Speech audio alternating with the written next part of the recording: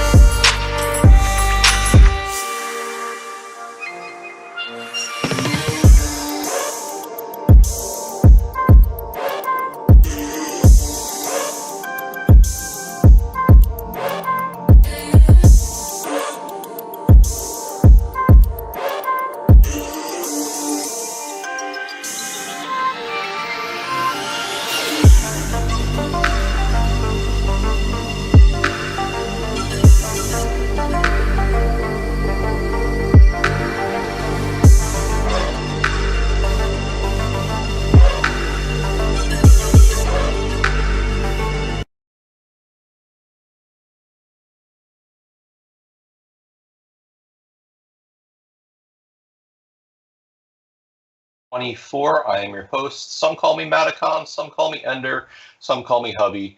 But I am here tonight with a stellar panel to discuss the latest things going on in the gaming world. And with me, first up, we got, I'm told he's the man, the myth, and the legend. It's Alex. Yeah, and with my new haircut, I look a little bit too much like that bum John Moxley, so I'm not a fan, really. I'm not real happy right now. What's a haircut? Mox must bleed. Oh yeah, Mr. Touch Me and I Bleed. I don't know what a haircut is. Also, I'm told. Yeah, Matt, because you constantly have a haircut. I have to haircut every day. Ouch. It's like it doesn't hurt anymore. I lost that feeling long ago when I lost my hair. I'm also told he brings the awesome. It's Yield. What's up, Yield? I'm told that it'll be highly unlikely that I lose my hair. So, putting that out there. So that's okay.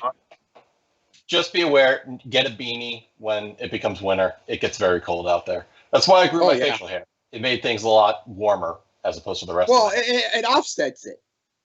Dude, even with hair, I still wear a beanie during the winter because my ears get cold. Absolutely. My Dumbo ears get cold. And tonight we have a very special guest. Now, before I introduce him, Teenage Mutant Ninja Turtles. Teenage Mutant Ninja Turtles. We were told this show has to be run a certain way. We are told we cannot talk about the Rangers losing the series. The Rangers lost? Wait, hold on. We cannot talk about how they lost 2-1 last night in Game 6, and therefore it will now be close to 3 decades since the Rangers won their last Stanley Cup. But our guest tonight is absolutely not going to talk about the Rangers choking in the playoffs. But you can find him on the occasional Luke Bros episode. You can find him, every Saturday, I believe, on the Hunter Houston ESG Wrestling Tornado podcast. It is Mr. TMNT84 himself, Joe Priestley. What's up? How about them Florida Panthers? See, I didn't say anything about the Rangers. Florida Panthers. Yeah, I mean, listen, they were smart enough not to touch the Eastern Conference Championship trophy this time. All the players strictly stayed away from touching it this time because they touched it last year. Didn't end too well for them. I'm honestly hoping like shout out to Tricky and his Rangers. They had a hell of a season. I'm a diehard Devils fan, so is Matt, and I love nothing but watching them lose. There's 2 things I love in life, and it's watching the Devils win and the Rangers lose. So last night was beautiful, but I will say they had a hell of a season. Goalie can't win it all for you, though. You got to play good 5-on-5 hockey, and they couldn't do that in the playoffs, so that's why they went home. So here's my thing. I was looking at some of the stats during one of the games, and it was like the shot selection or the shots on goal was like Florida over 80 shots, and the New York Rangers had like 28. And I'm like, my God, how do you win a series like that? I guess we now know you don't. But also, it just shows how good Shesterkin for the Rangers is, because he clearly carried that team. That team was as good as it was mostly because of him. I'm not saying that they're, the people, the defensemen and the scorers and everything were bad, but he clearly, with another goalie, they would have not made it this far. No, not at all. I mean, they got ice cold in the second round. In the first round, I mean, they played well, but they won mostly overtime games in that series too. And it just shows you in hockey, if you can't play good 5-on-5, you're not going to move on. But honestly, I want the Oilers to win because I want to see Canada win a cup. I really do. I really want to see them finally win something. And again, I really think Canada will win a cup for the Rangers. Who thought that would happen? Weren't both Western Conference teams? Is the Vancouver Canucks? It was both both. No, it's Dallas Stars and. That's right. That's right. The Oilers. The Oilers beat the Canucks to get to the Western Conference. Okay. Yeah. Yep. Well, the fun part about talking about the cups is that leads directly into trophies, which we can go into our updated trophy counts.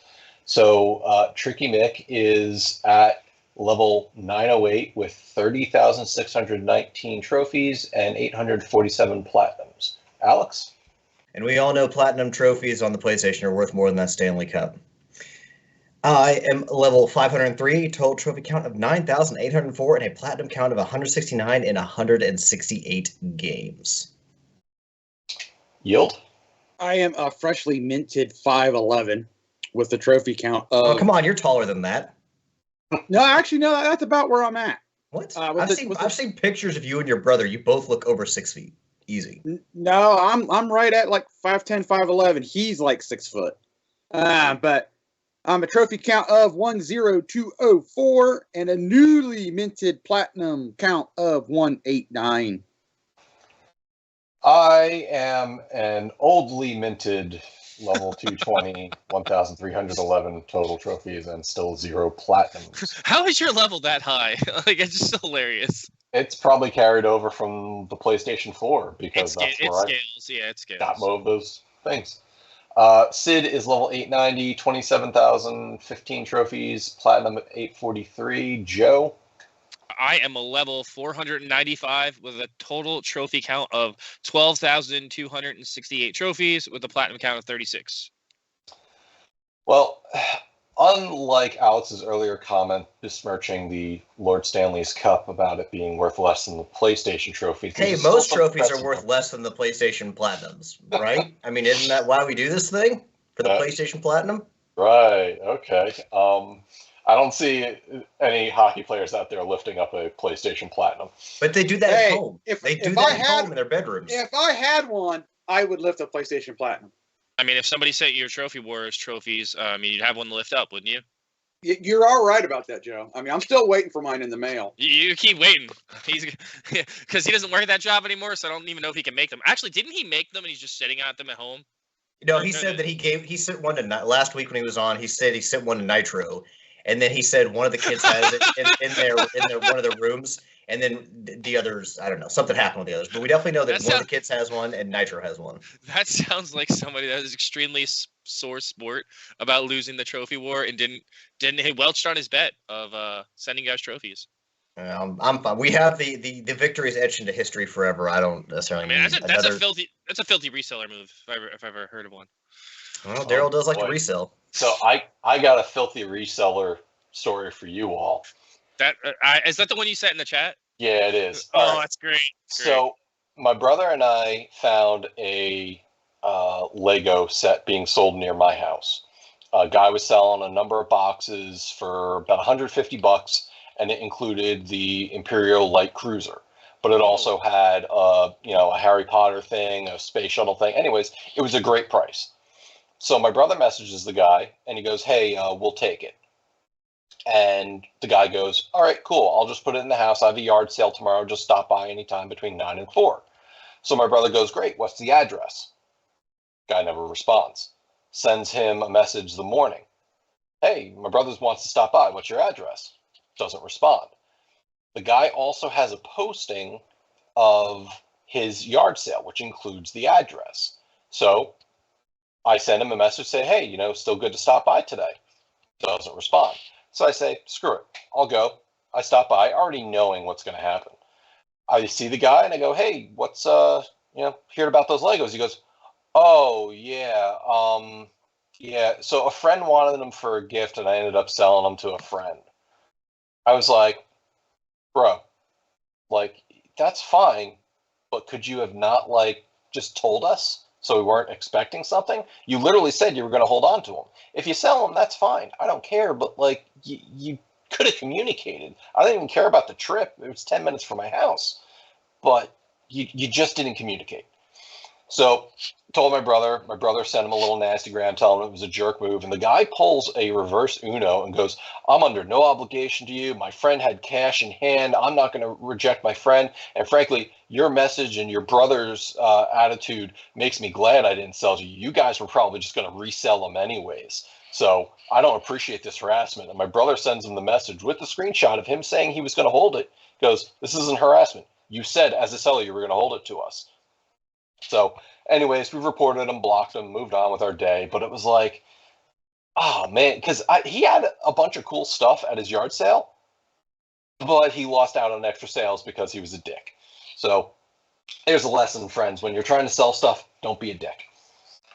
Yeah, don't be that guy. See, that's the problem with Anyways, not the problem. Allowing us to talk to you all wonderful people about what we play. We have Google Go, here's our best first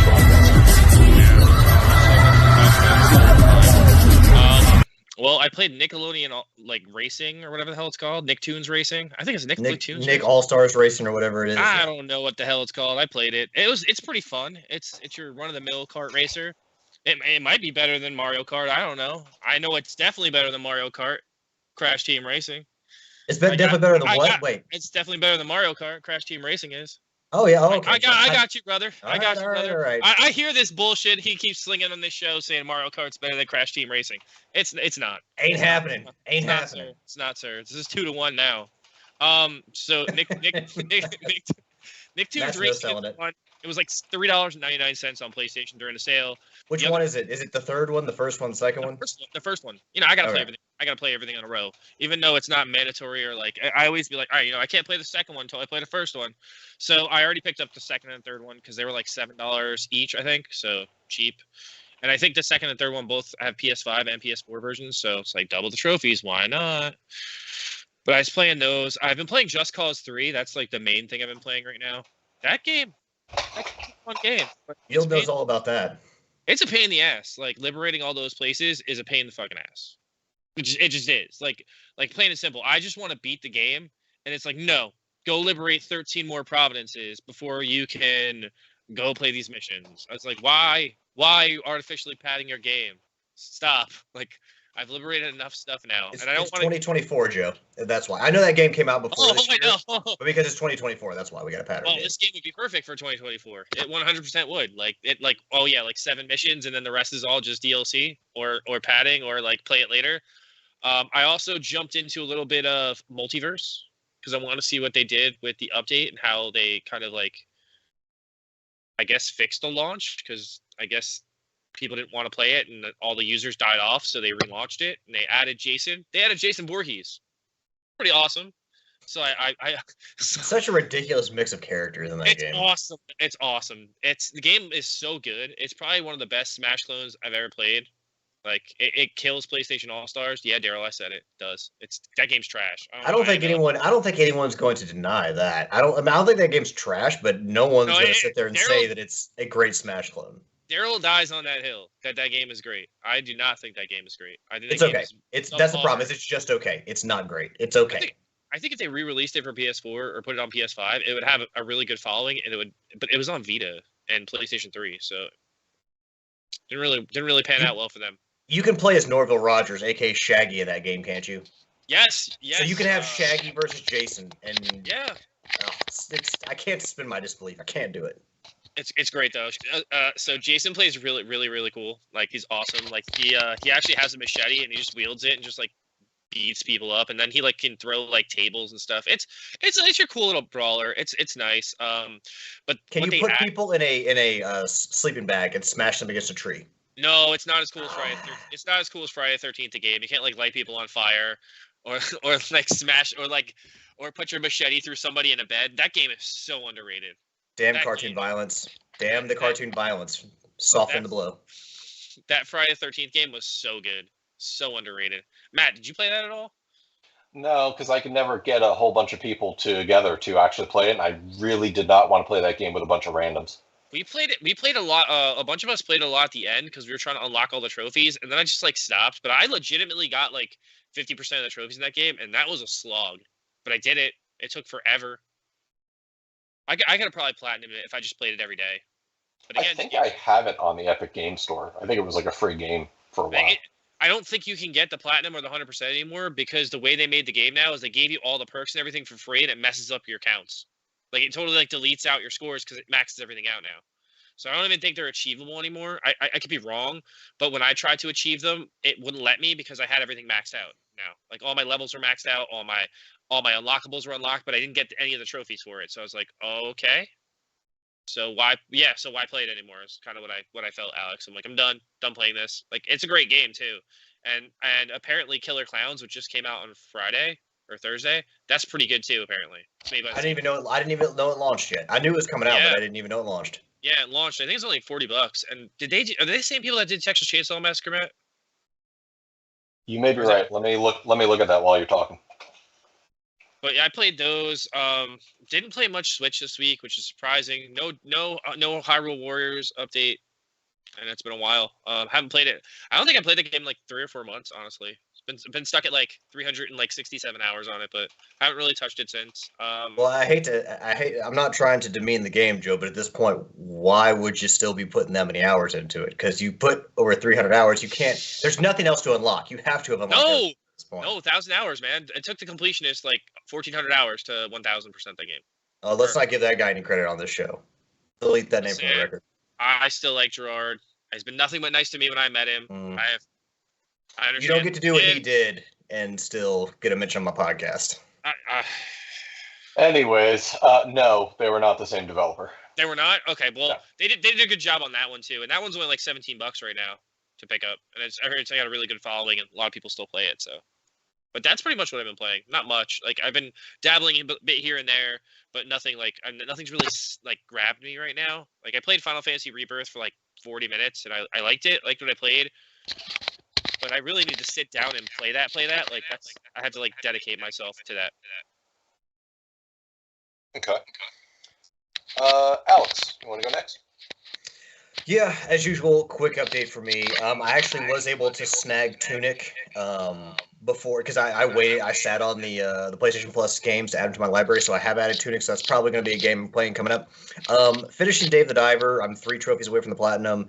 Nice. By the next show, I should have it.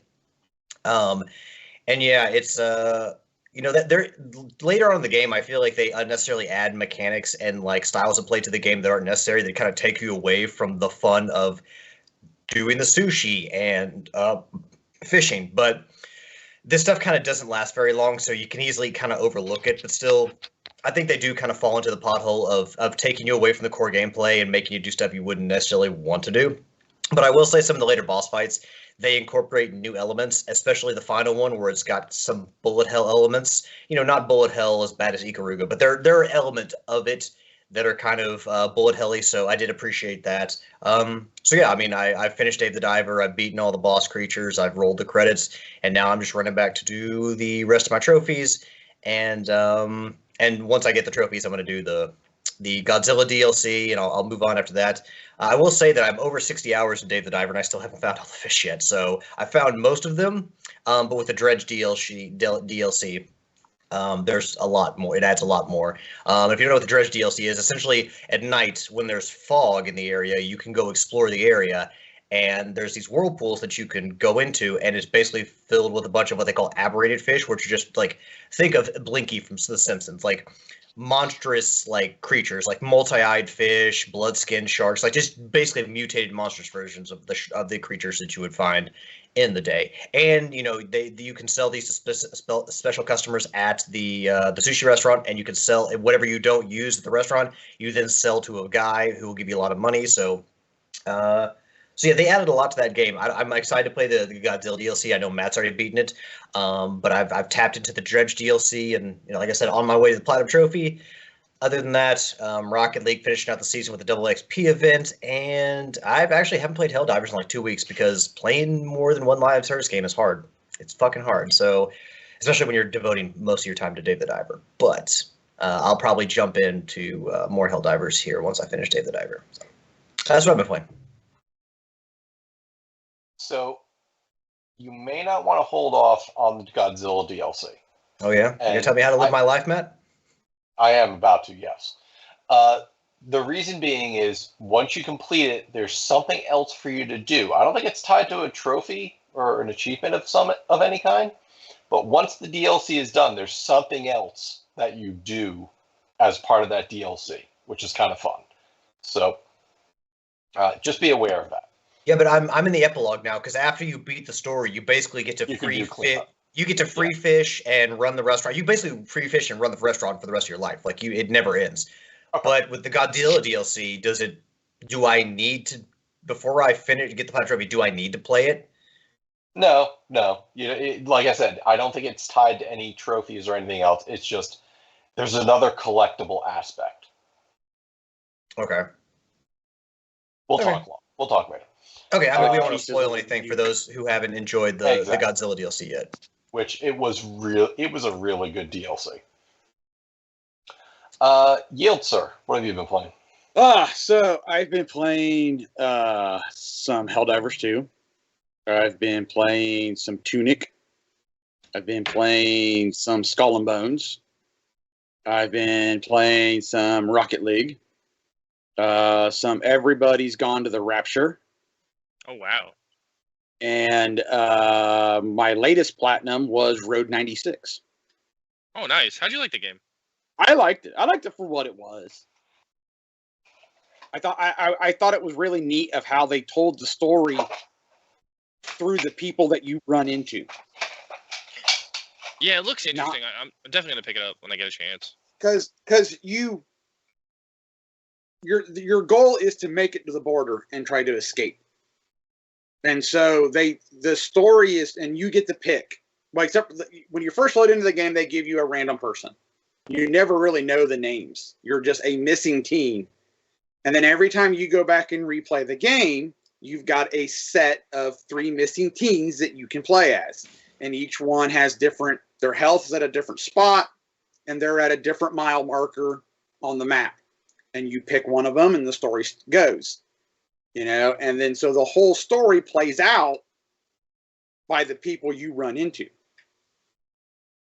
And then you piece the story together. So I thought it was kind of cool. I thought it was a neat way to tell a story. That's all?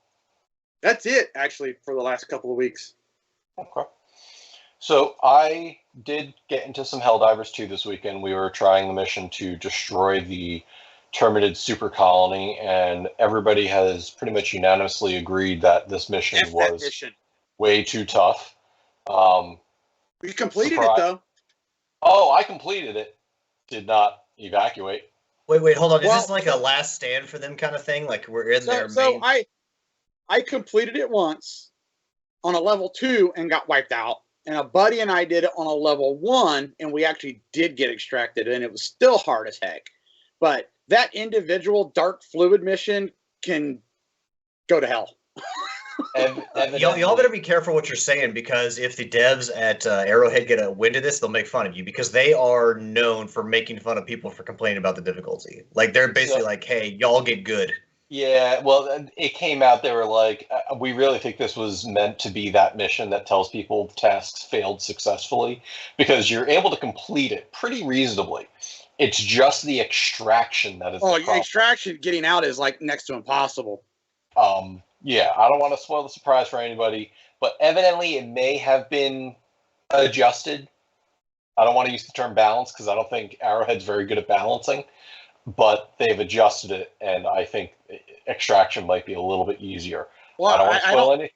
I don't know if you can do the mission now, because I saw a couple hours ago that it got completed. The major order got completed. So, it is what it is. But yes, extraction was not possible for a good majority. People were failing, as you said, at level 1 trivial, which should tell you something about that. Holy crap. Yes, it was. No, it was no joke. Like I did it on a level 2. What was it? Like it was last night because I wanted to get my 50 kills with the anti-material rifle. So I'm like, all right, I'll just jump in here. I'll get my 50 kills, yada yada. I got through the mission. It wasn't so bad, but trying to extract on a level 2, I got wiped out. Wasn't an option. And I consider myself a good hell diver, and I got wiped out on a 2. It did not matter what level you were, whether you're a newbie or the level like 80 death cap, whatever the top level is. It was a suicide mission. Dying. It was, and it was meant to be. And I think people were missing the point of that. Yeah, that's why I didn't even bother with samples on that point. I just completed the mission. That's what we wanted to do. Also put in some time playing Tape to Tape with some buddies, which is a fun game. I also picked up and have been playing the Paper Mario 1,000 Year Door remake, which is it's a fun little game. And again, I never played it on the GameCube, so this is my first go at it, and I really enjoy it. I also put in time in Dave the Diver. I'm not as far as Alex, but I am moving along and going back to the idea of where was Godzilla fighting that giant beast that we had to run from. I would have loved to have seen that one. And finally, I have gotten back in preparation for the DLC coming later this month, but I've been going back and playing Elden Ring, trying to make sure I am at where I need to be for the DLC. So for those of you who follow Elden Ring or are playing, if you don't know, you have to have beaten Radahn and Moog. Once you've beaten those two, you will be able to access the DLC. So just be aware. I had to learn that the hard way. I only had one of the two beaten, so I'm going back in to try to beat the second guy I need to beat. And that is all I have been playing this week. It's been kind of a slow week, all things considered.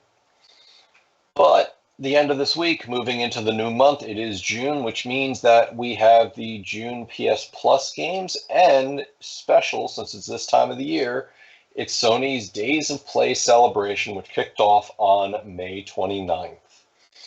Coming from the PlayStation blog, that's right, not IGN, Isabel Tomatis brought us in and said the PlayStation Days of Play kicks off this year with some new exciting additions for the PS Plus service.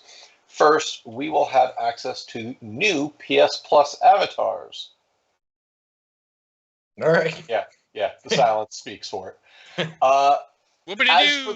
As for the games, starting at the Essential level, there will be SpongeBob SquarePants, The Cosmic Shake, AEW, I put AW, it's AEW Fight Forever, and Streets of that's Rage what 4. AEW said when they saw the sales for that game. Aww. Joe, being our resident wrestling aficionado, I know Alex and you'll enjoy some as well, but Joe, what do you think about these three? They're three fantastic games. I own all three. Sadly for me, I don't get anything this month, but you know what? I like when people get a good month though. It's a really spectacular month. Cosmic Shake's a very good kind of like sequel to Bikini Bottom. Not really a sequel because there was a sequel to that, but it's a good game in the vein of Bikini Bottom. It's very good. I liked it a lot. AEW is a fantastic wrestling game for the wrestling, not for the game itself. The game itself is very bare bones and there's not much to do, but the wrestling's fantastic within the game. So it's cool that everybody else gets to try it out. Okay. Yield, any of these games doing it for you? No. Like, I might pick up the AEW wrestling game just to give it a try, but no. Cosmic Shake's fun, Yield. Fun little platformer, man. I don't know. I'm not a SpongeBob fan. How about you, Alex? Well, as I've said many, many times, Streets of Rage 4 is one of the best beat-em-ups ever made. If not for Shredder's Revenge, it would be the best beat-em-up ever made. Great soundtrack, fantastic animation, fun gameplay you can play over and over again, and just a lot of cool throwbacks to the old games. And the Danger Room-like scenario, is it Mr. X's Nightmare, is really, really good, like, strong DLC. So, a lot of hours... Huh? Is the Mr. Nightmare stuff included? No, it was a separate DLC. I was wondering if they were giving everybody the who knows? It might be. I haven't looked, but probably not. It's Sony. But either way, fantastic game. If you have to pay for the DLC, it's totally worth it if you're a Streets of Rage fan. And then haven't played AEW Fight Forever. I just heard too many bad things about that game.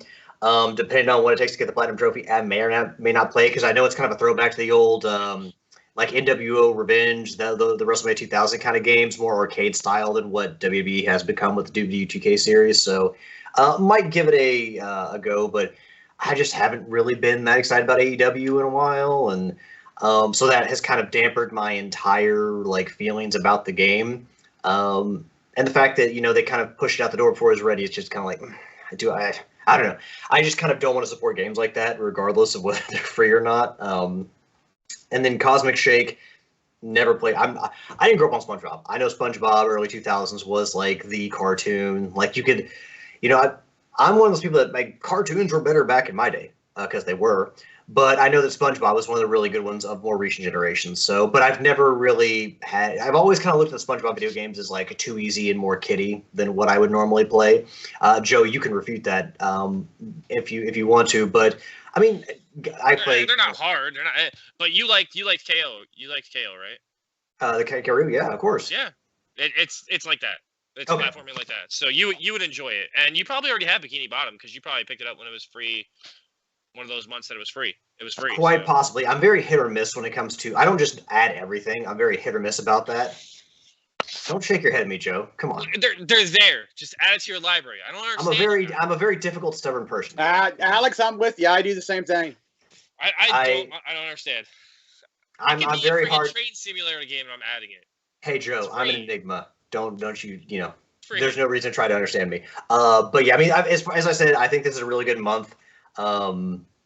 One game that I could absolutely recommend, one game in AEW Fight Forever that I think that a lot of people wouldn't play, but if they had to pay for it, but given a chance it's free, I mean I think a lot of people might try it. And then this dark horse weird game that people probably will get enjoyment out of in SpongeBob Cosmic Shake. So overall a really good month of PlayStation Plus, I think. Well, again, I played Street Rage 4. I have no interest in AEW and SpongeBob, same as you, Alex. That's not the cartoon I grew up on. But, Street Rage 4 is what I consider a high-quality game. And who knew? You just need Jimmy Ryan to finally leave to get a high-quality game back on the surface.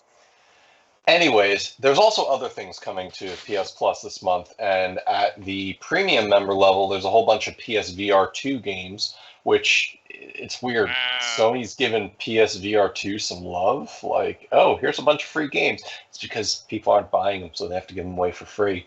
Anyways, PSVR 2 players at the premium level are getting Ghostbusters Rise of the Ghost Lord, Walkabout Mini Golf, Synth Riders, Before Your Eyes, and The Walking Dead Saints and Sinners Chapters 1 and 2. Wow. That's actually pretty good for them. That's Walking Dead is a quality VR game. I'll give it that. Ghost Lord's pretty good too, from what I've heard. Also, I know this is something that we talked about previously, and people were talking about what's the possibility, but evidently now there is that PS2 emulation capable at the PS4 level. And they will be adding Tomb Raider Legends, Star Wars The Clone Wars, and Sly Cooper and the Thievius Raccoonus to the service. Alex, I think you are floored or excited about this one, right?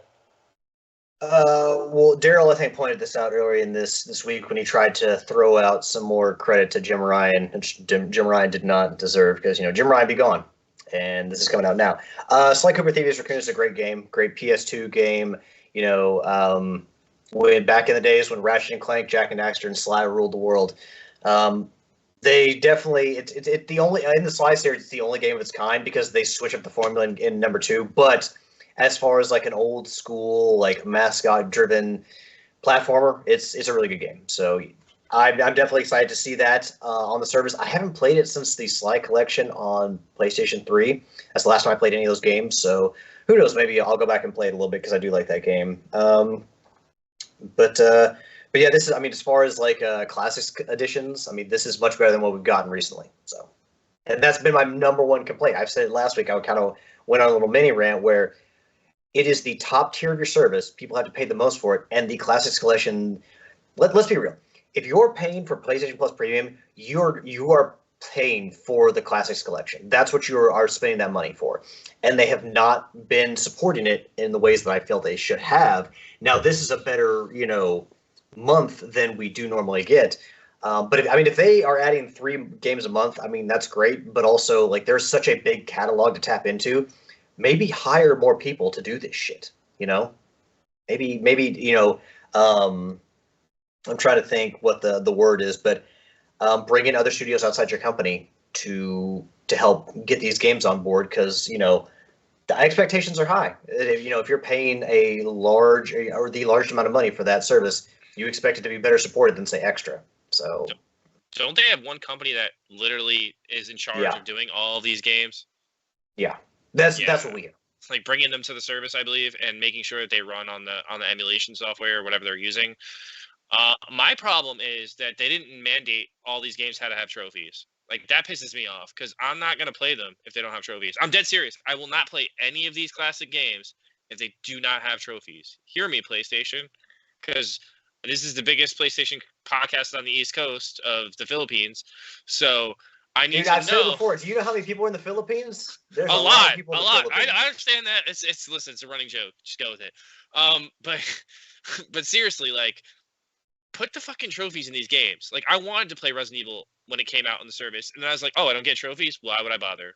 Like, so I think there's a value there, and you know how much I rail against trophies, but if there's an old game being reintroduced, if there's any reason to go back and play it, it's because they introduced trophies that make playing it again something that you may have played through a number of times before, giving you a reason to play through. So I will actually agree with you, Joe, even though that's basically telling everybody you only care about trophies now, that the old games don't matter.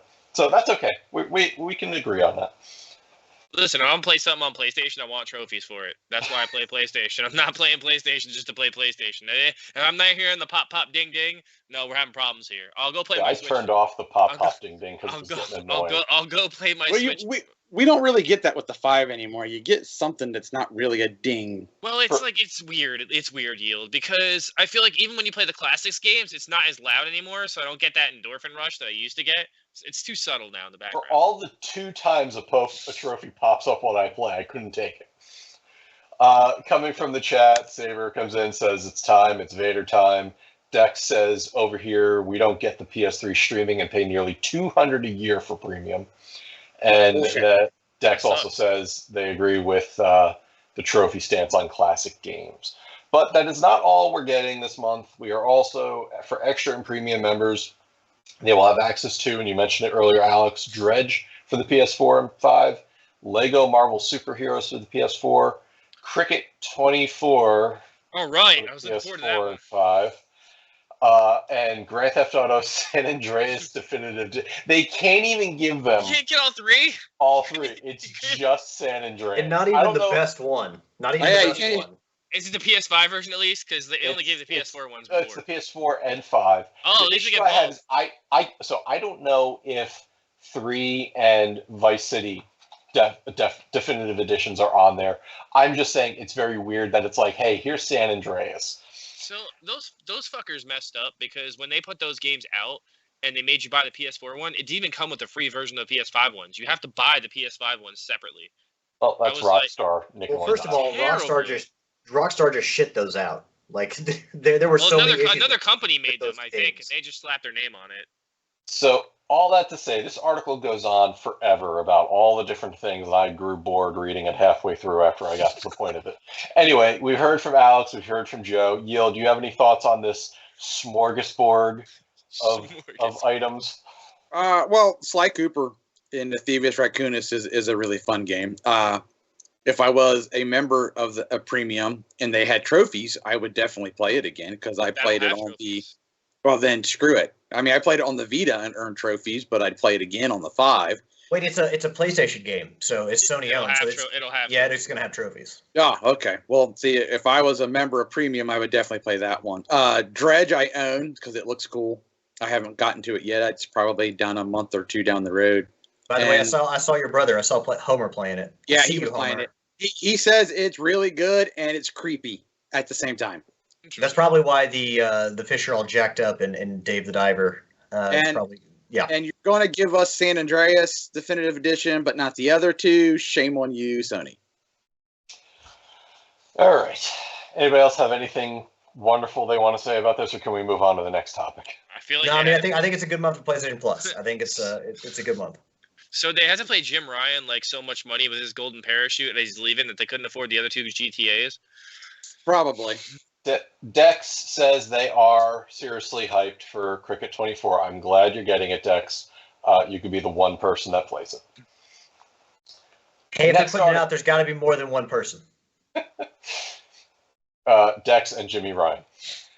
Coming from Game World Observer from Evgeny Obedkov, former Square Enix executive Jacob Novak has shared thoughts on the company's reports of less than expected sales of Final Fantasy games and how that plays into the public's perception of those goals. Now, here's the thing. How many times have we on this show said so-and-so, Square Enix, so-and-so said that this game, entirely hyped, failed to meet sales expectations? And we said, you're being unreasonable. Well, very unreasonable. Don't put out 47 Final Fantasies in 2 years, and you wouldn't have this problem. I get it. And I think we all agree on what the actual problem is. And the issue comes down, he says the public mistakenly thinks that publishers are just setting unrealistic goals for the project.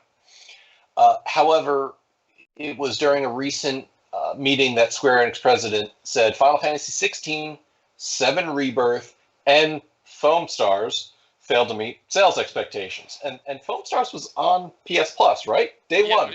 Right, folks? What were the Foam Star expectations? Can you look those up? Because I really want to know what they. I really think they were trying to sell 100 units. So can I be? I'm not trying to be a dick here, but I forgot Foam Stars existed. So most people. You don't, because Splatoon exists, and there's a reason why it's much more beloved. And we're on number 3 of Splatoon. Remember that.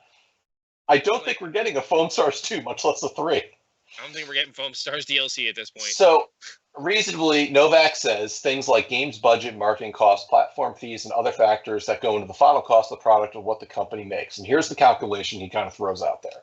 He says, assume marketing expenses at $50 million. And assume that you're not going to get $49 after the 30% platform fees, and rather average closer to $40 given a discount. So you're selling a $60 game, and you're barely going to make $40 on it. So take all those things into effect. Now, let's say in the first month you sold 3 million copies with $40 net received, and you need to surpass 254 million to make expectations. That's 100 million plus 101 million in ROI baseline. He uses a bunch of marketing terms. So essentially what he says is, whatever you spent on this game, you have to make a certain ROI on in order to remain profitable. And I get that. I truly do. But the question remains is it the sales goals you have? Or in my mind, and Joe will go to you first, is it what you're budgeting that game to be to begin with? So, Joe, go ahead. It's the budget. I mean, these budgets just keep getting more inflated and more inflated. And I know like Yield and Alex have the same opinion I do. Like, why does it have to be this hard to make games or play games? Like, it's like we've been making games for how many years? What, 30, 40, 50, almost 50 years at this point? Like, these budgets are out of fucking control. It's like you can't expect the consumer. I love people who are like, well, just make the games $100. People will pay $100 to play a video game. I'm not paying $100 to play a video game. I'm not.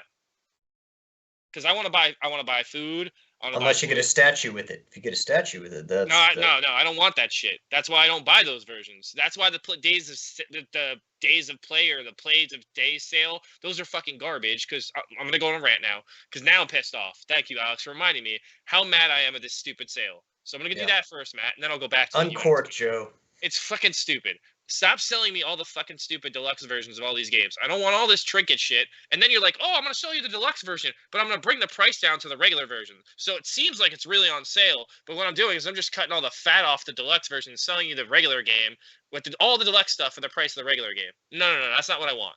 Give me the regular game for $20 off. That's what I want. I don't want the bells and the whistles and all the DLC and all this bullshit. I just want the game. Stop trying to sell me more than just a game. This is 2024. I don't want your collector's edition bullshit. I don't need your fucking digital soundtracks and your digital libraries and your photos. No, I don't want any of that stuff. It takes up more space in my PlayStation. I need room for games. These games are big enough as it is. Digital games, Joe. Digital. You don't have to have shelf space for all these physical. No, I just have to have more hard drive space. That are gonna rot. Right, Roboto. Okay. I know you're in chat. We're gonna talk about disk rot here. It's okay because when the EMP blasts come down and blows up all our digital libraries, and Matt's Steam library just disintegrates before his eyes. He watches all the physical disk drives, Joe. The physical disk drives are etched. They're good. EMPs aren't going to affect the rest of the computer.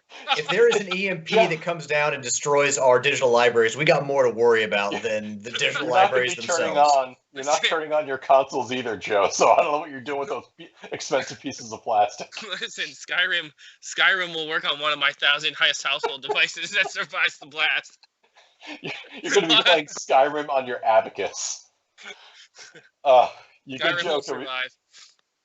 But yeah, those budgets are extremely inflated budgets right now. It's costing like millions, sometimes up to $1 billion with the marketing to make and budget and to market these games. It's insane. And then they want to turn around and be like, "Oh, well, the game didn't do well, so we're not going to do a sequel." How are you not going to do you're not going to make the third part to Final Fantasy trilogy? You're just not going to do it.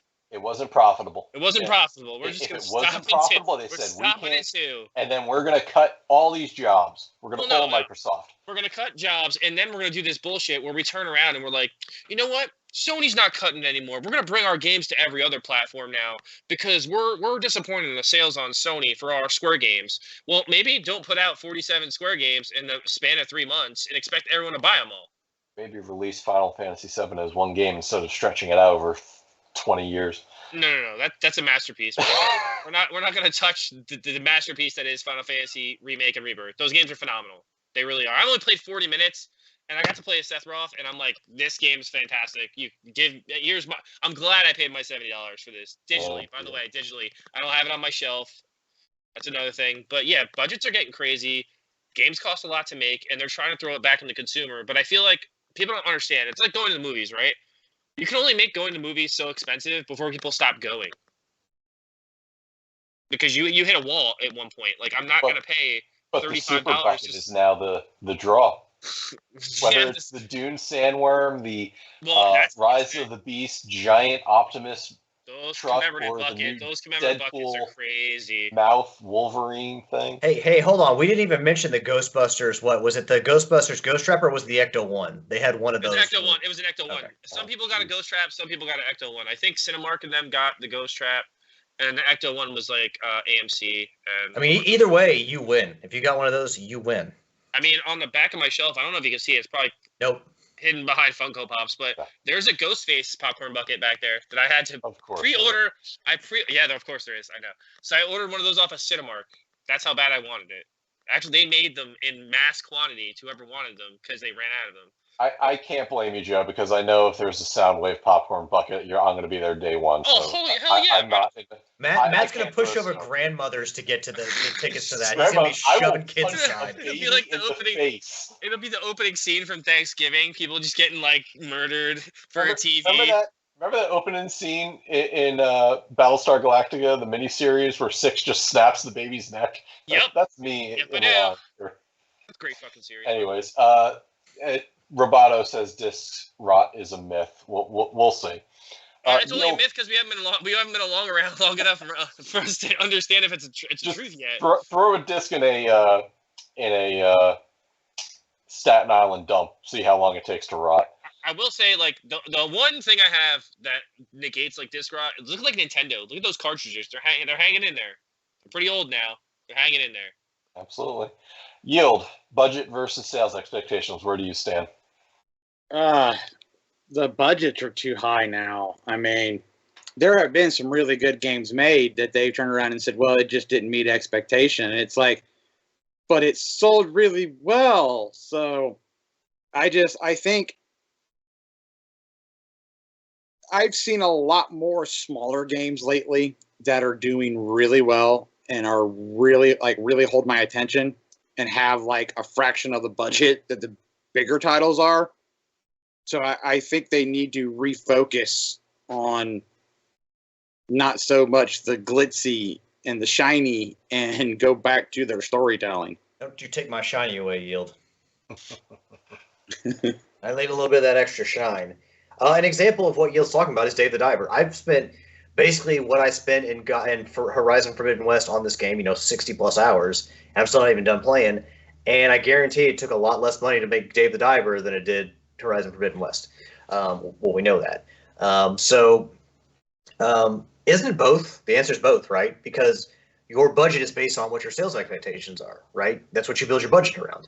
You're like, well, we're not going to just, make this budget this and then hope the sales this. I mean, you kind of have an idea of what you can expect to sell. And then it's like, okay, this is what we can spend on marketing. This is what we can spend on people making the game. And you go from there. So it's a problem of both.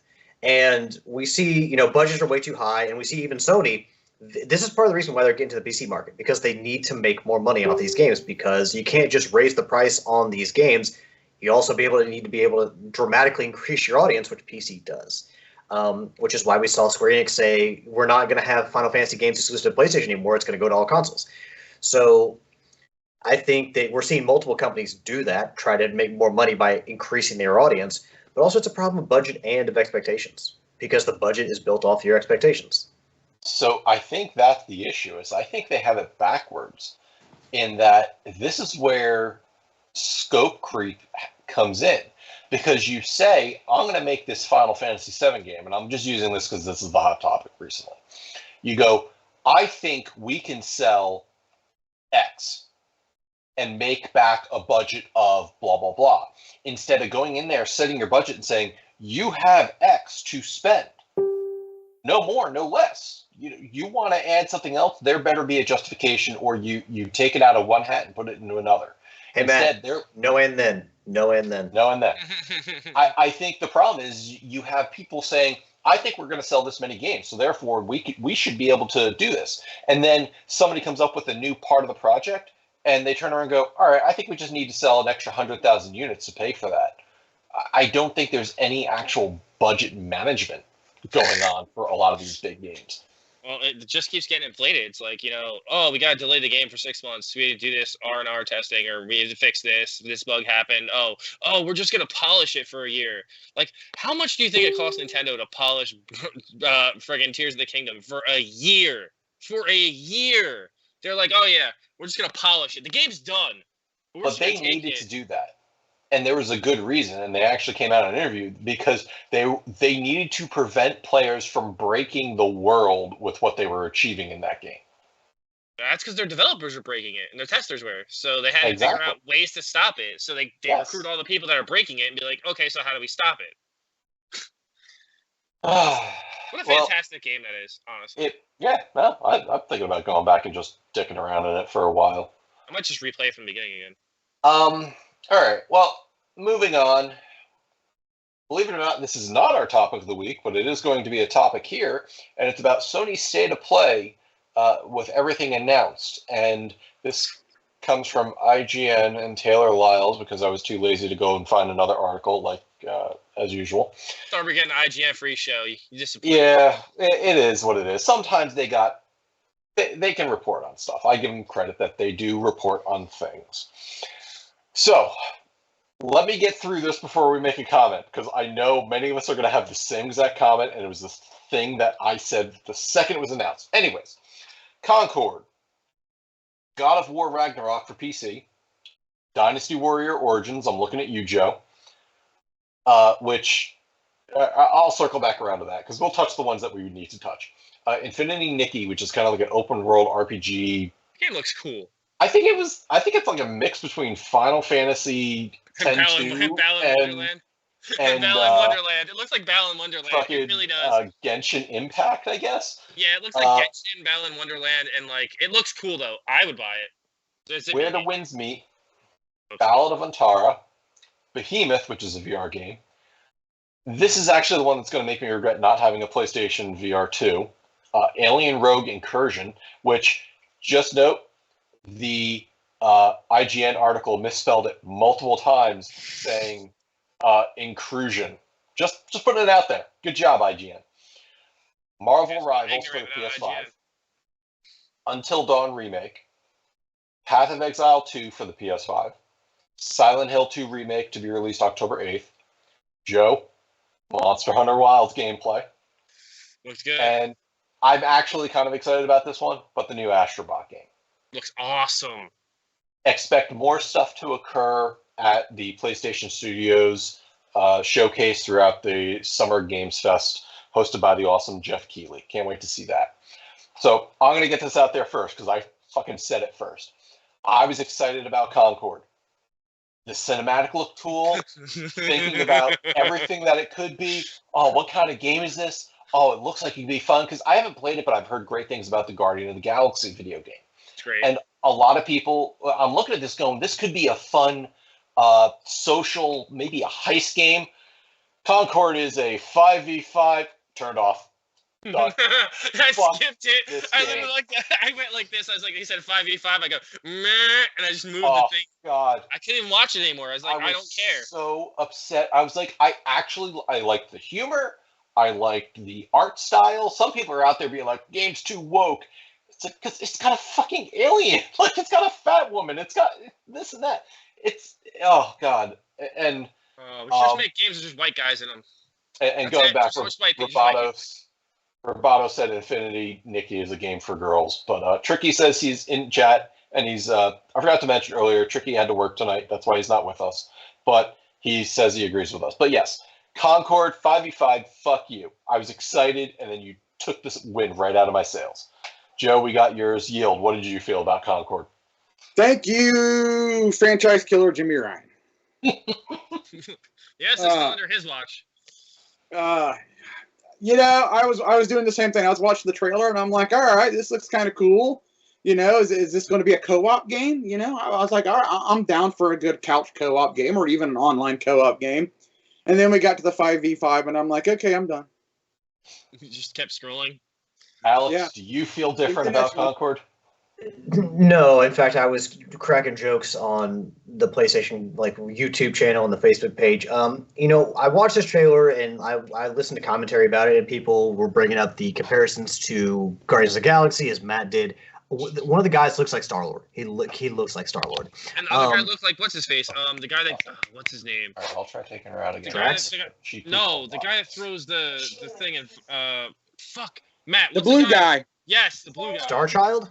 No, the one that dies in Guardians of the Galaxy. Basically his dad. Basically Star-Lord's dad.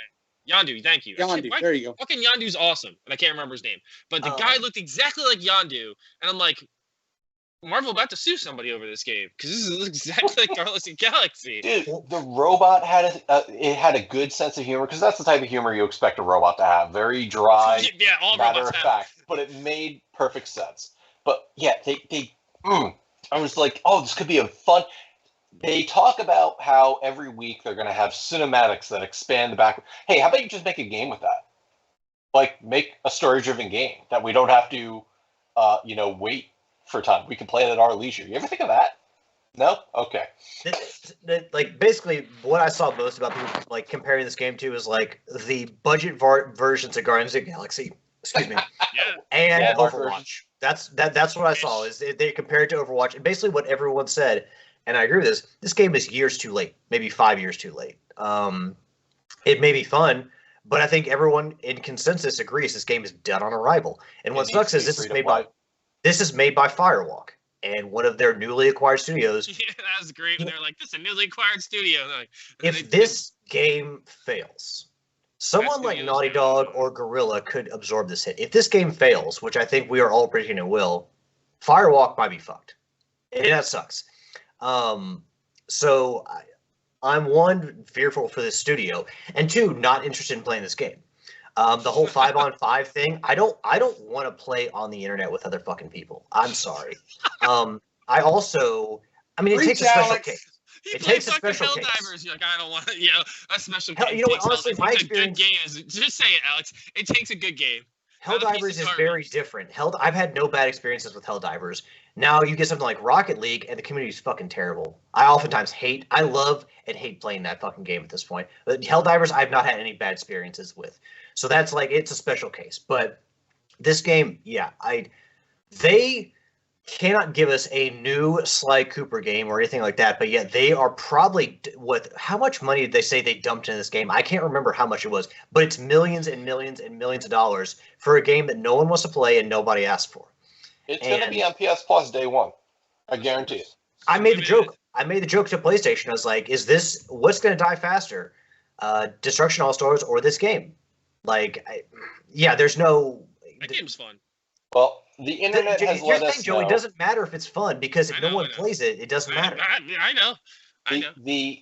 The trailer and the gameplay video have been hit with overly negative reviews and responses since the time it was announced, and I'm so shocked. Everybody has made it clear they are done with this hero shooter fad. You know what's still alive and kicking? Team Fortress 2. Just putting it out there. When you make a good game and people enjoy it, it's still out there. Next up, we'll kind of jump around. Joe, Dynasty Wars, how do you feel about... Hold on. Listen, Sony heard the negative feedback from Ubisoft, and they gave you an Asian protagonist in an Asian-based game. Just saying. They didn't want to shake the boat too much. Sorry, they didn't want to whitewash Dynasty Warriors with all these white gaijin characters. I'm excited. It looks very different. It looks like it's going to be a story-driven, kind of like Wolong Fallen Dynasty. Like, they're taking a lot of what they did with Wolong. It looks like they're incorporating it here in this game. I'm kind of upset because Origins seems to be what they're going to use as their anniversary game. Whereas I thought we were going to get Dynasty Warriors 10. Like, I thought this was going to be Dynasty Warriors 10, but it looks like it's going to be a much more solo campaign, single-player driven game, which I'm not, like, totally against. Okay. Looks amazing. The graphics look amazing. I want to see how this looks. I want to see how the system. I want to see how the system handles all the guys on screen at once on a non-PS5 Pro. One of the trailers I watched, I was like, how is this being presented? Because I was seeing jerks and slowdowns on one of those games. I forget which one it was. It wasn't that one. That game looked crisp. It looked good. It looked smooth. It looked really smooth. It looks very good. I'm excited. I'm super excited. It's been a while since Omega Force has really put anything out. So besides Wolong. Wolong was great, though. But I'm excited. I'm excited. Yield, out of this list, is there anything here speaking to you? No. I mean, Astrobot looks kind of neat. Looks amazing. But I just got done playing Sackboy's Big Adventure, and all I could think about when I was watching that was, wow, this looks like Sackboy's Big Adventure. I want to see one of those. But I will say that from playing the Astrobot game that we got when we bought the 5, that I know that they will get the most out of the DualSense. Yeah. Because nobody else has. So it'll be, to me, in a sense, it'll be worth the purchase of the game just to see what they do with the DualSense.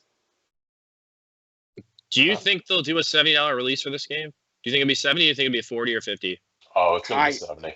I mean, it wouldn't shock me if it was a 70, but it should probably only be about a 40 to 50, probably. I'm thinking 50. I think they're making a full-fledged game, and we already seen wasn't Sackboy's Big Adventure $70? The game was great, though. I think it was 60 because I think that was before the price hike. But that's what I'm saying is you're getting a full-fledged Astrobot game. Astro Boy is the Japanese anime. I pulled the same thing as you, Roboto, on your show.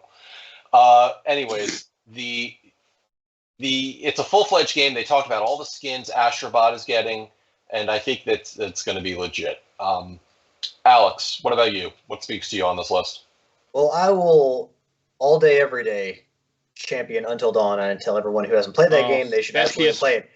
The problem is that having played through it and gotten the Platinum Trophy and seen the story and how it plays out, I can't play it again. I know what happens. I can't play it again. It doesn't have the special feel. I will watch the movie that comes out.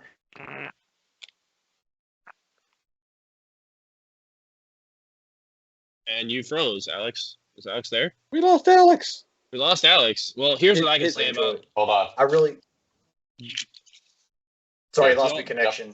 You can take my money. That's what you can do. That's what you can do with Until Dawn. Here, all my money, you can take it. Because I'm buying it day one. I'll pay $70 for it. Because it's my favorite PS4 game. And I can't It's really good. It's Shuhei Yoshida was very vocal about how good that game was. Astrobot is probably...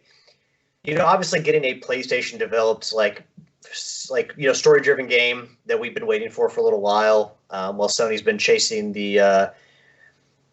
trying to chase the White Rabbit down into Wonderland, trying to get that money from live service. I mean, really what we're asking for, they're not delivering a lot on. I mean, Spider-Man 2 did that, but the fact that we're kind of didn't have a game like that until we know, and when Wolverine's coming out, Astrobot was a nice little thing to get at that presentation, because we all enjoyed Astro's Playroom. Even though it wasn't a full-fledged game, we enjoyed the charm of it. There's a lot of stuff that kind of reminds you of the old Ratchet and Clank games, no guns or anything like that. But the platforming-wise and kind of like the otherworldly, outer spacey settings, there was a lot of charm to that game. So a full-fledged game definitely is probably going to really get a lot of us excited. Other than that, I mean, the Silent Hill 2 remake, I've never played Silent Hill 2, so this would be kind of up my alley. But it's all going to depend on what that game ends up looking like. Because there were aspects, we talked about the trailer when it was shown at the last State of Play or the last presentation of Sony, and who knows what the finished product is going to look like. If it looks good, if it plays well, then I'll probably get it. But I'm still kind of not completely sold on that game. But I mean, just the name Silent Hill 2 carries a lot of weight. The fact that I've never played it kind of feels like a bucket list item. So I'm probably leaning more towards playing that when it comes out than not playing it. But honestly, not a lot of stuff on here. I mean, I've already played God of War Ragnarok, so the PC thing isn't going to, I'm not going to go, I don't have a PC to play it, but I've already played it, so I didn't worry about that. VR game, 2 of them don't have VR, so that's 2 things there. And I'm not saying they shouldn't feature VR in these, because I think we all agree that they're kind of giving up on VR. And for anyone who's got the headset, you got to include stuff like this in there. If you're not, I feel sorry for you. I feel sorry for you if you bought that piece of shit. I'm sorry. I do. Yeah, you did it to yourself again, twice. Stop. Here's no PSVR 3, please. Just stop, Sony. Astrobot was a nice thing to get, but I'm waiting. I feel like the next 2 big things we're gonna get from Sony are the game from Housemarque, because they're already teasing, and it will look like it may be something in the Returnal universe. And also the other thing being Ghost of Tsushima 2. How they have not got that may come during the summer game stuff, but that has to be the next big game they have with Ghost of Tsushima 2. Whatever Sucker Punch is making, which we have to again believe it's Ghost of Tsushima 2.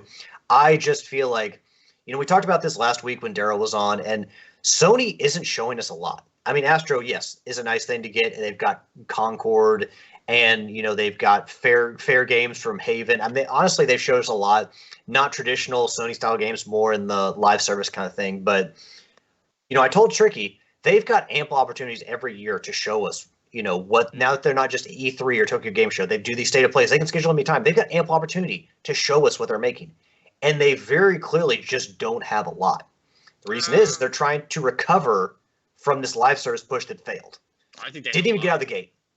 I think they have a lot. I really do. And I think that Jeff Keighley paid for most of it to not be shown at that State of Play and to be shown at his conference instead. Well, here's the thing, Joe. They may have a lot in the works, but pre-production and early production and all that is a lot different than being very true. Very true. I mean, because we don't, they have a lot of third-party stuff coming too that we haven't seen in a long time. Like we just found out the other day that Dragon Quest HD, the third one that was only supposed to go to the Switch, is now going to everything, and that's why it got delayed for so long.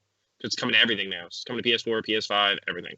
But the problem for them is they're showing a lot of stuff off. They're showing Silent Hill again. We saw Until Dawn again. We're seeing a lot of the same things we already know about again and again. I agree. That was my biggest takeaway from this State of Play is it was like, you already told me about this. This could have been a blog post. You could have put up a blog post and been like, here's the trailer for Until Dawn. Watch it. And then they wasted 9.5 minutes, or not, what was it, 11.5 minutes maybe, on Concord of a 30-minute presentation. Like, what the fuck was that about? Like, I don't need all this. Put this into have a treehouse thing, or that Nintendo does, where you show all the gameplay and stuff off later somewhere else. I don't want to see this shit here. And then the VR stuff, as soon as that came on, I went like this with the scroll bar. The problem, until I passed all those games. The problem for Sony is that the perception by most people that I've seen, and you all can, if you've seen different from the community, you can tell me. But the perception is these State of Plays are a disappointment every time. They're trash. They have been for the last year or so. And that is the perception I think there's been one good one in the last, maybe 2 good ones in the last 2 years. Matt raised his finger like he was going Which to. Which is why I'm going to get into mine, and then we'll move on.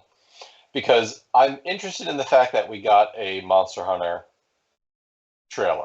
I thought we would have got it at Days of Player this summer. Well, here's the thing. If you're going to make a really good relationship, strong relationship with one developer out there, one publisher, make it with Capcom. Make it with Capcom. So I have no problem. I don't have a problem with them showing off third-party stuff and VR stuff and having a good mix of product. But it just seems like they have fallen behind their trajectory and their plan because, again, they chased, what they thought was this golden goose, laying all these golden eggs in live service, and nope. So now they have to make up for all that lost time, and I feel like that's showing in their state of plays. But yes, Monster Hunter and Capcom, very popular. Capcom is swinging at at full capacity now. They're doing doing great. So absolutely show off Monster Hunter. But Alex, your big fall game is going to be Lego Horizon. Aren't you super excited for that? That's their ace in the hole. I am excited. I'm gonna get it because I love Lego games. But like most people are like, "Fuck Lego games." I want another real Horizon game, or I want a game. Where's the at this point, I would rather have a Lego Horizon game than another Horizon game. It's too soon for another Horizon game. As long as we don't get another Last of Us game, I'm fine. Just stop making those. I'm done. They got to make a third. They have to make a third. They need to make something else. Oh, and you said it. You were on point, Alex. Capcom is swinging for the fences in everything it does now. It's flying high off the success of Monster Hunter, which is at 100 million units sold across its library, and it is doing wonderfully. So, again, I gotta wonder what Sony did to get them to bring in their gameplay trailer. Which there were actually a couple things that I had to watch analysis videos, and a YouTuber by the name of Gaijin Hunter, who's the Monster Hunter expert. Gaijin is amazing. Did an entire analysis. Joe, I didn't see this until he pointed out. You can now carry 2 different weapons into a hunt. No. Your mount has the ability to hold your second weapon, and you could switch it on the fly when you're on your mount. When you're on the mount? Yep. Oh man, that's gonna give so many combinations and switch ups and so many activities. You can prepare yourself so well, and I wonder how they're gonna balance that with the abilities the monsters going this time. Are we gonna get monsters that like 2 or 3 different subsets of based on the trailer, you saw the fact that you're hunting packs now. Yeah, it looks fucking awesome. It's not like these little tiny raptors anymore. They're giant fucking things. Anyway, I don't want to go on and trust me. When this game comes out, you guys will hear me talk about it ad nauseum for I'll come on and talk with you about it because I can't wait. It's to Alex's point is that Capcom graciously provided Sony a trailer because otherwise the game's coming out on PC. So, all right, it's coming out on Xbox, which it's going to be dead on the water over there. But the point being is PlayStation and PC, I really hope that they actually introduce some sort of cross-play or cross-save mechanic this time. People said that they wanted it, and they weren't able to do it or implement it for the Switch to console version for Rise. So, they come on, every other game can do it, but them. I think it was way too late for Rise. And obviously the infrastructure wasn't there for World and Iceborne. I think with this game being built from the ground up since all that came to, if it's not this game, it's going to be the next game. I'm super excited for this game. I can't believe we're this close now. We're less than a year away. Yeah, I'm literally more. Or maybe a year away, but still, come on. I'm more excited for this than Grand Theft Auto. Just put it out there. I mean, I'm probably going to spend more time in this accidentally bumped into a staff member on the sidelines while making a save. All right. Everyone thought Speaking he would subconsciously time comfort the and staff money, member, but without apology, PS5 he turned is around Sony's and most left, profitable leaving the helpless console staff standing generation there to blankly. date. When Peyton This comes from accidentally Push knocked Square, over Sammy Sam's Barker, leaving the field, Sony, he which I immediately turned excellently around wrote and as Sunny, apologized which is deeply funny to the now that I fan, think about and it. then asked Just the announced staff the on the side PS5 to is the help most buy another profitable bottle of drink generation for to the date fan. during a On the recent other earnings side, call. after Brooks failed to The save the ball, PS5 being he on the market directly for the pushed last the 4 years photographer has in front amassed of him 10 down. billion The in reason was operating that the income, position of the more staff than the 9 prevented billion Brooks from PS4 saving the ball. managed between Brooks's 2013 and behavior 2019. also resulted in However, facial injuries to the staff member. and this is When where the James article accidentally bumped into a because it staff says member, those profits have James's eroded behavior over warmed the the last hearts of 2 years fans. attributed In to a game game the between the impact of Lakers the and the pandemic. Trailblazers, James And accidentally knocked his Joe aunt on the will sidelines to the go ground to you while returning to in defense. He first. subconsciously Evidently, there held might her be arm something up, going hugged on in her, the and touched her background. head I'm not to sure, express Saber. her I don't hear anything on apology. my end. This heartwarming scene also And made going the back fans in the again front to row chat, look Roboto envious. says This is the what we should. biggest After problem Plumlee for video games is general is video game fans. I don't disagree. Very true. So, that being said, PS5 came out, pandemic, could have sold a ketchup popsicle to a woman in white gloves because that's what happened during it. They People were increased the home. price. They had utmost time to spend playing video games, and they had money that some people were spending money buying Pokemon cards and trying to flip those.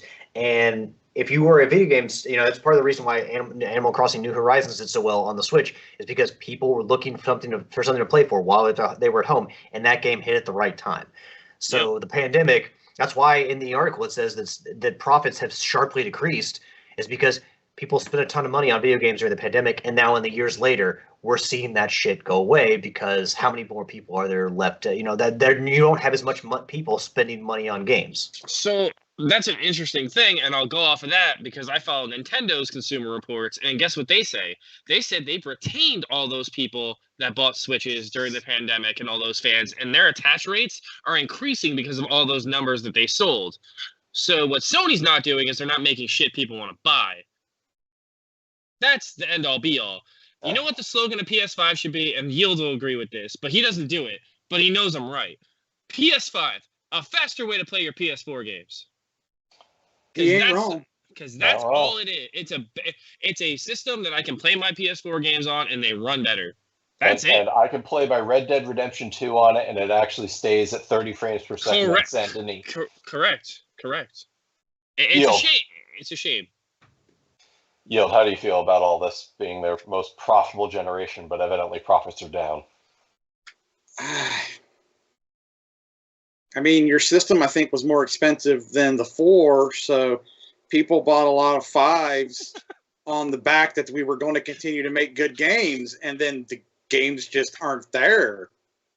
I mean, I've said that for a while that you have that we're not making games, and we're already talking about the 6. So yeah, it's disgusting. Like, how can you be like, oh yeah, we're halfway through the life cycle? Where are the games? Yeah, where are the games? I mean, the majority of your games were 4 or 5 games. They weren't 5 exclusive. So hey, y'all, calm down. Tales of Iron 2 is on the way. I know that's not Sony, but Tales of Iron 2. They're making a second one? Yeah, they've announced it. Oh, that's awesome. That's awesome. Look, the system is more expensive, at least the disc-based version of the system. Well, games are more expensive. Money. Games are more expensive. PlayStation Plus is more expensive. It's not hard to see why this has been the most profitable generation, or they generated the most money. Right? It's pretty dumb when you're like, yeah, everything's more expensive. It's the most profitable. Well, record profits.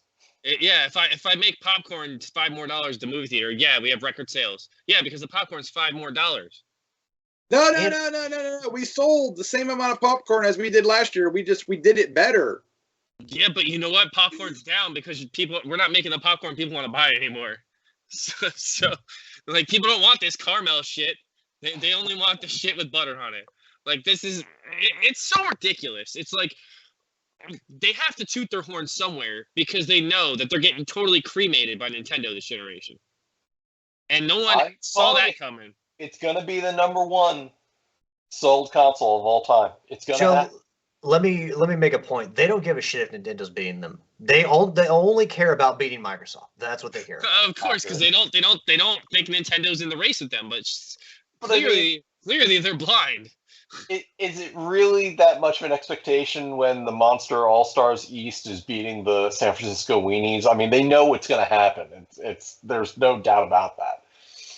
It's ridiculous. It's like, come on, you're gonna sell more, you're gonna make more money when your consoles are $150, and then when you raise the prices across seas, of course you're gonna make more money. Like, that's stupid. You know why that the PS5 is selling? Because they stopped selling the PS4. So that way people can only buy the PS5 to play their PS4 games. Well, and I don't remember if the PS4 generation had this aspect to it, but if you remember, you could only for a while buy a PS5s in a bundle, like a $700 bundle. Yeah. So that is also right there a very expensive purchase that contributes to what they're, making. Except for this. And again, yeah, there were bundles that had accessories, and there was more of a markup on accessories. But again, the games, a lot of those bundles... $80 controllers, you can kiss my ass, Sony. Agreed, but I think those bundles also had in-store gift cards, which was nothing. They were selling sports games with them, which was, and again, games don't have that big of a profit margin on them to begin with. Nope. So, yeah, it's... You got a more expensive console, one that you raised price on, one that you forced people to go with because of the pandemic. And then on top of that, we discussed this last week, that sales were trailing the PS4. Yeah, they had that initial spike because they had that stock, but once stock went out and there was issues having the console get to people's hands, it trailed magnificently behind the PS4. So people stuck with PS4, and unfortunately now there's been this weird seesaw of, okay, do we develop a game for the 4 and 5 or just the 5? And developers really didn't know what to do, because people, even though the console was out there and selling in droves, it was like, well, we don't have the leeway to develop for both, for just the one. We don't want to risk that, so we're going to sell for both. And as a result, all these things factor into that it's Sony's most profitable generation, but those sales have eroded, and the profits have gone down the past 2 years because of operating costs. Well, certainly firing all those people helped them, right, Jimmy? Well, not only firing people at closing studios, but also it says the keywords are to date. Because if the PlayStation 4 has a longer life cycle, or, with these games being put also on PS4 and PS5, in the end, the PlayStation 4 might be the more profitable generation, because if they cut the PS5 version short, the generation short to move on to the PS6, well, I mean, this is all nothing. This discussion's nothing. So let's see where we are in the end, not just today. Well, you know where we are at? The questions. The community questions. Community interaction. Guess what, Joe? Tricky's not here. I'm not playing the fucking song. Yeah, fuck that song. All right, first question. Alex Gonzalez, what do y'all think of the Silent Hill stuff? Joe. I mean, Silent Hill's a great series. I really wish they would have just remade the first game before the second game, just because I feel like the first game doesn't get enough love, and it's a great game. Whereas 2 is a masterpiece. I feel like 1 is an afterthought, and people don't really give it its just due. But every time I see like anything Silent Hill, I'm like, where the fuck is Parasite Eve? That's all I keep saying, is like, where is the Parasite Eve remake? Because that's all I want. But so what you're saying, Joe, is that they should have done what Capcom did with Resident Evil, and one by one go in sequential order and do the remakes. I mean, it makes more sense, but I get why they started with 2, because it's the most popular game in the series. Well, it's because it's fucking Konami. It's Konami. Yeah, they don't do anything right. I'm surprised they didn't give us a fucking Pachinko machine. There probably is going to be one in the game somewhere. Yield, how do you feel about Silent Hill 2 remake? I'm kind of over remakes. So, I mean, for those who love Silent Hill 2, I'm sure you're absolutely over the moon. But me personally, I'm kind of over remakes. Make new games. Alex? So I think this is one of those games that makes sense to have a remake for. Like Joe, I don't understand, like, if you're not sold on making remakes of all of your games in the Silent Hill series, I guess it makes sense as a one-off to do Silent Hill 2. But this game's it came out long enough ago where a remake makes sense. Again, you've got me who's never played it, you've got people who haven't played in a long time, and you get to bring it into the new generation with the power of the PS5, which can do a lot for games, especially older games, and trophies. Hey, who doesn't love playing older games? Like, when I got to play the Crash Bandicoot games for trophies, it's fucking amazing. So for Silent Hill 2 fans, I'm really excited. Again, I'm not sold on the game. We'll see how it looks in the end, what the finished product is. But I mean, I think it's right for a remake. So I totally get that. Why people are excited, and I think it's one of those remakes where you kind of look at remakes and you're like, man, did you really need to do this? I mean, Sony's doing a lot of that these days, remastered and remakes, but this is one of those perfect games set up for a remake. So hopefully it does well. If it sells, they'll definitely make 4 next, because they're not going to go in sequential order, and 4 is the second most popular one. So they'll definitely make The Room next. Like, that's what they'll go to next if they're going to remake another one. I hope it just jettisons them making a new game, like Yield said. I want a new game. I am torn, because I love 2, but I don't think I understood everything in 2 at the time I played it. I just played it because it was the Silent Hill sequel. I was following it, and it was like, okay, I'm going to play it. I think I could understand and go through some of the concepts more easily this game. I just feel like James now looks like a horse with the size of his nose that was shown in that trailer. It was massive. It was a massive nose. But also, Joe, they copied the Monster Hunter roar mechanic, because every time James was up against the boss, it roared, and he was like, he winced. So, just saying, maybe somebody can be in the background with a horn giving him earplugs. All right, Gareth writes in. Also, I'm just about to set sail for the next destination on our cruise, which is Marseille in France. I hope I pronounced it right. What is each of yours favorite holiday destination? Joe. Holiday destination. Well, I mean, you obviously you're referring to a vacation as Yes. holiday. So, Disney. I love Disney. I love going to Disney with my family. It's my favorite place to go if I'm going to go on a vacation. Probably because it's really one of the only places I've ever gone on vacation. I mean, the only other holiday I like more than vacation, or vacation I like more than Disney, is going to WrestleMania. And I love going to like different places to go to WrestleMania, not necessarily going to local ones. It's much more fun when you get to go out and see different cities and, see the culture, see the food. It's great. So that's my answer. Yield? I like going to Alaska. Oh, cool. Alex? So I take this 2 ways. My favorite vacation ever was when I went with my dad to Greece and Rome. And I got to stand in the middle of the Colosseum in Rome, which is a really fucking cool experience. So that's probably my favorite vacation ever. But like Joe, my favorite destination to go to, where I'm going to go consistently, is probably Disney, because Disney's just a really fucking cool place to visit. Especially, got to go ride that Tron ride and the Guardian of the Galaxy ride. So them adding new stuff all the time, and just like being a kid and going out to Disney, and then being an adult going out to Disney. I mean, that place just drums up so many good feelings. Like even if you're not a fan of like huge amusement park rides, like you can ride most of the things there, like the Haunted Mansion, Splash. Splash Mountain wasn't operating the last time we were there or whatever. No, it's gone now. Tiana took it over.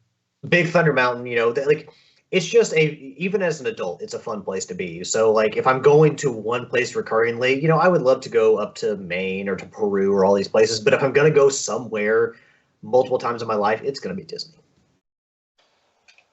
So welcome to the chat, Channel 3. Thank you for lurking. Mine is kind of on the same page as Gareth, is going on a cruise. V and I love going on cruises, not necessarily to any destination, just enjoying the cruise for what it is. Time to relax. What if you hit an iceberg? What if you get COVID? Oh, wait. I sit out front with a flamethrower on the edge of the ship and burn down any ice. No, listen, it takes a lot to make these ships sink these days. Just saying. You say that until it sinks. Until it sinks. I don't know. I've been on 3 cruises and I'm still around. I thought Yields was gonna say I play World of Warship Legends. They definitely make those ships sturdy now. I'm more concerned about the plumbing stopping working on a cruise ship than I am about it sinking. Hey, when you got buffets and all that food, you better have good plumbing. You better have those jet engine toilets. Oh my god. Jesus. All right, Jeremy just writes in, checking on Tricky just to make sure after the Rangers playoff loss, which we're not talking about. This is a question for the community, so we have to bring it up.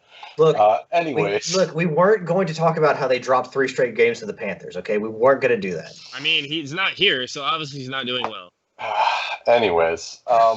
He's got to be at work, so I'm sure his fellow coworkers are consoling him. He's drowning himself in probably coffee, cigarettes, and the division right now. Does Tricky drink coffee? I've never heard. I don't know. I don't know what he drinks, but I would assume. I don't know. All right. He's drinking his tears. Thomas writes in, and I've already got the answer to this one. I'm drinking his tears because they taste so good. Thomas writes in, what is a good wrestling podcast to listen to? And I'll tell you, brother, the Hunter Houston ESG Wrestling Tornado featuring Saber and JP over here. That's the one you want to listen to. Woo! Okay, so thank you for the cheap plug. I love it. So I listen to about, I would say, maybe 8 hours of wrestling podcasts weekly. So I can give you a good sample size of what to listen to. The best in the world, the best to do it is my buddy Solid Monster, Jason Solomon. The Solid Monster Sounds Off is one of the best wrestling podcasts out there. I also like JD from New York. His podcast, Off the Script, very good podcast. If you want them both together, they do a show called Tuesday Night Titans where they come together and they review an entire week of wrestling and they get together. It's really good. Something to Wrestle With Bruce Pritchard is another good one. I love that show. He goes through and he actually brings out all his old notebooks and all his booking notes from all the different pay-per-views and events that he was involved with, and him and Conrad Thompson, his co-host, go through like each event, like step by step, and how everything happened, what happened in the locker room, what happened with all the guys, how they got there. It's really good. It's really, really good educational podcast. Not Sam is an okay one, Sam Roberts. I used to love that podcast. I don't really listen to it. All right. I've got one. That's for you, Tricky. and the Stone Cold podcast, if you want to go back in the annals of time and re-listen to that one, that's a pretty good one too. Well, Joe, you might be able to guess this one. I'm a Louisville, Kentucky guy. Do you know which podcast host resides in Louisville, Kentucky? I do. I love him very much. So I actually didn't bring him up. I'm a Jim Cornette guy. The drive-through, I am a Jim Cornette stan as well. I think he's one of the best managers of all time. He's in the top 5.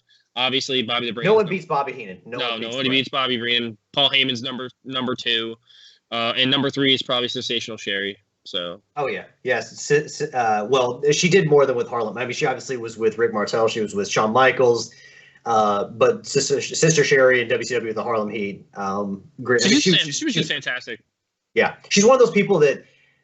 Looking like as a kid, she probably wasn't anyone's favorite when we were kids growing up because she was the heel and she was mean. Mm-hmm. But going back and watching and her career, it's like you appreciate her so much more as an adult when you can look back and just see all the great things she did. Oh, and I got one more really good one for you. If you like gaming and you like wrestling and you want both in one podcast, there's this really cool podcast you need to check out called the Game Marks Podcast, and it's 2 former indie wrestlers and they are reviewing every single wrestling video game ever made. They do one each week, and they do what's called at the end they rate the game, and they basically go future endeavor or play it forever, and it's really, really cool. And they've been on for 2-3 years. I've been listening to them. Actually, it might be longer than that, but that's a really good one. I'm actually scrolling through now to see if there's any more. I forgot. Did they have an episode on WrestleFest? They do. It was one of the early episodes. All right, I'm killing this conversation because this is not a wrestling podcast, but. There you go, Thomas. Hey, he asked for answers. Yep, and you gave plenty of. Yale, do you have any contributions to this before I kill the rest of that conversation? No. Okay.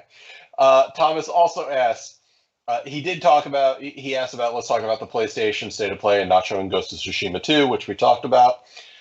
Thomas does ask if Soundwave was a vehicle, what vehicle would he be? And he has been multiple vehicles, usually spy types of vans and DJ vehicles, so it's been all sorts of things. But most importantly for the crowd, he should be a DeLorean. Fudgy the Whale tastes good, Tricky. He's good. He's not the best though. No. I was going to get to that. Yes. Before Thomas's last question, yes. Tricky asked, "What does Joe think of Fudgy the Whale?" Because I think Fudgy the Whale is fucking dumb. So Fudgy the Whale is overrated. Very much overrated. I like to eat ice cream from Jersey Freeze, and we have way better ice cream than Fudgy the Whale. Carvel is way overrated. I'm not eating Carvel. So the final question here, Thomas writes in, will Sony start adding in-game cheats at a cost and price? Joe, what do you think? No. No, because I feel like it'll taint. They're already tainted. I mean, they already tainted trophies by letting people get rat plats and spam plats. Like if they're gonna let you pay to cheat to get trophies, then what is the legitimacy of any trophies? I feel like at that point, Alex just might quit playing games altogether. He's like, "Fuck it! Like this digital scrapyard of trophies means nothing to me anymore." People I've been playing a lot of Mega Man. I'll be playing a lot of Mega Man 3 and Punch Out. I'll tell you that much. Those are great games. Yield. Do you think Sony's going to do that? I don't think so. They make it so that way if you put a cheat in a game, it disables trophies. So I don't see them, at least not yet. I mean, I feel like accessibility is wiped out away though, right, Yield? Accessibility for what? Like accessibility functions. Like those are there's accessibility sliders. Basically cheats now. Oh. Well, like, oh, you suck at games. Like, you can literally turn on what was it? Dead Cells, right? Dead Cells. You can turn on Dead Cells, right? And you can make it so the bosses do no damage to you, and it doesn't mess with any of the trophies. You can just run through. The only trophies you can't get are the ones for beating the boss without getting hurt. But that obviously makes sense because you can't get hurt. But. Metal Hellsinger was one where the accessibility sliders made that game a lot easier to get the platinum trophy in.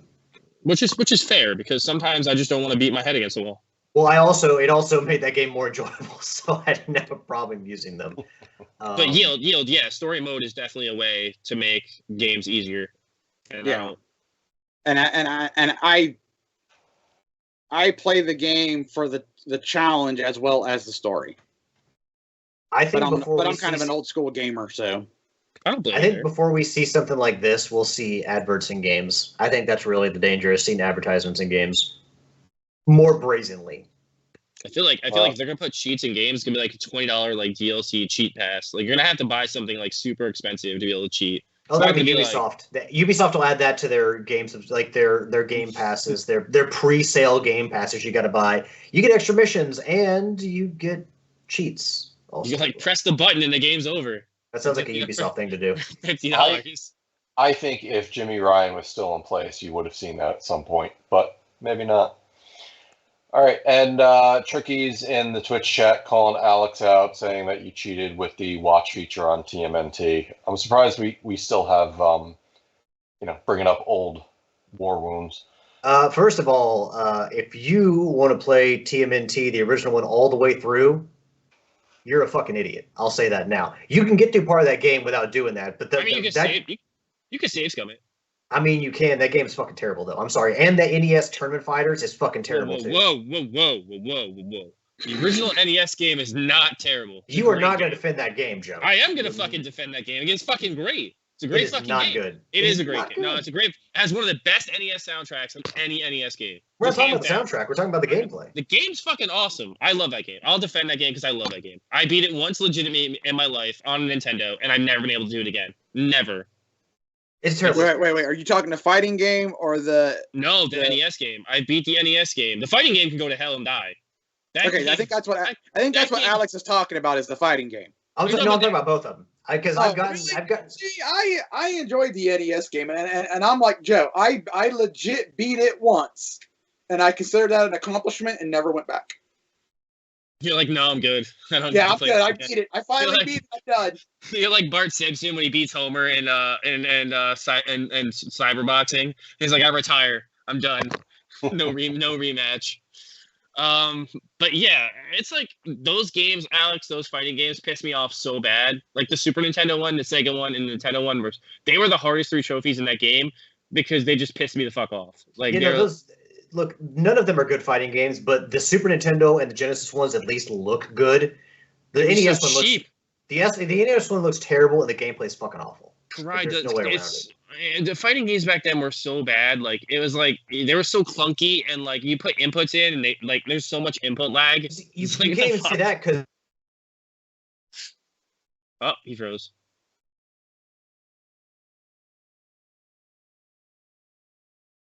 Are we all frozen? I'm not frozen. Are you frozen? No. He'll be back. Yeah.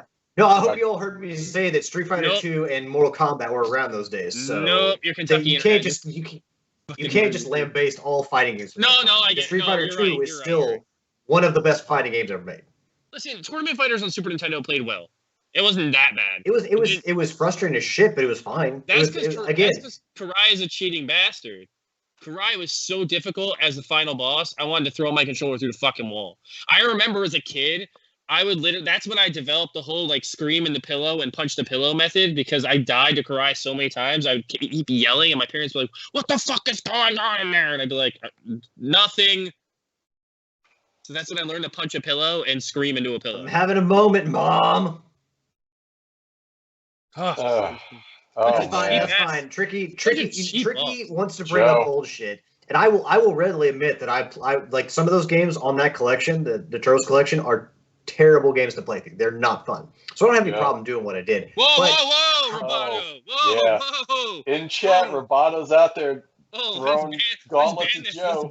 Let's ban this guy. TMNT is trash all around. Wow, just no. That's a false But hold on, before we move on, I do want to say Tricky, who, if you want to do this, it's fine. But Tricky plays almost every game on easy, so do not sit here and come at me about how I play my games when I've gone after Bloodborne, got Crash Team Racing Platinum, beat Mike Tyson's and Super Punch Out. Don't sit here and come at me about the games that I play and the difficulty I play on. Shots fired. Well. Tricky, just because you're mad about the Rangers losing doesn't mean you gotta come I was going to say, Alex, you know who wasn't firing shots on the net? The Rangers, because none of them went in. They weren't firing enough, I'll tell you that much. They weren't going in. Speaking of shots fired, it seems like Sony's new, one of the two new CEOs, really taking shots at PC players because he thinks that PC players are going to wait for the games, or if they don't want to wait, they're going to go out there and buy a $500 console to play them.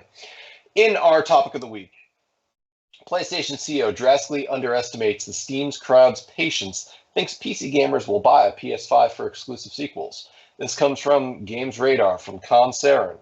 Jimmy Ryan version 2.0, aka Sony's new CEO Hermen Hulst.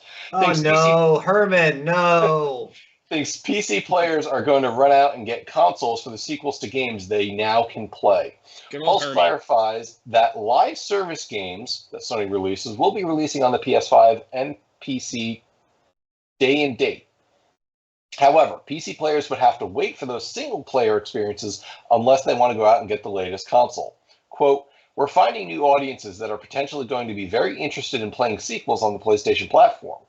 We have high hopes that they will actually be able to bring new players into PlayStation at large, but into PlayStation platforms specifically. Actually, the same goals for the work that we are extending our greatest properties onto the media, such as television series and film. For example, as you have seen with The Last of Us on HBO or Gran Turismo film." So this goes into the idea that Sony is graciously giving us Spider-Man, God of War, and Ghost of Tsushima, and now he's out there saying, well, if they want to play the next in the series of these single players, they're going to have to go out and get a console because we're not going to be releasing our single player games to the PC. And this further goes on, because this is another article, where because they've made these announcements, God of War Ragnarok and Ghost of Tsushima and Until Dawn, which will require PSN accounts to play on PC. That's right. You're still going to need a PSN account to play single-player games, which means people in countries that can't get PSN accounts are not going to be able to play the latest games on PC. So, if you can't buy a PlayStation, if you can't create a PSN account, they're not going to be able to play your game, Sony. And I think Hulst has an issue with understanding how patient PC gamers are. That said, Joe, I know this is going to be fun for you because I know your thoughts on PC gamers, so go right ahead.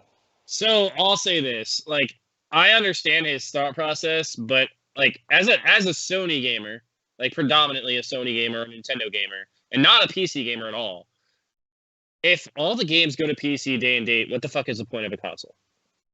End all be all. What is the point? Why would anybody buy a console anymore if it's just going to go to PC? They're not. Because it's easier to plug in and play a PlayStation than it is to deal with upgrading your PC. Yeah, but you have to understand, 90% of the people that own a PlayStation have a PC that can probably play all these games. You're being Joe. I'm sorry, but you're being hyperbolic.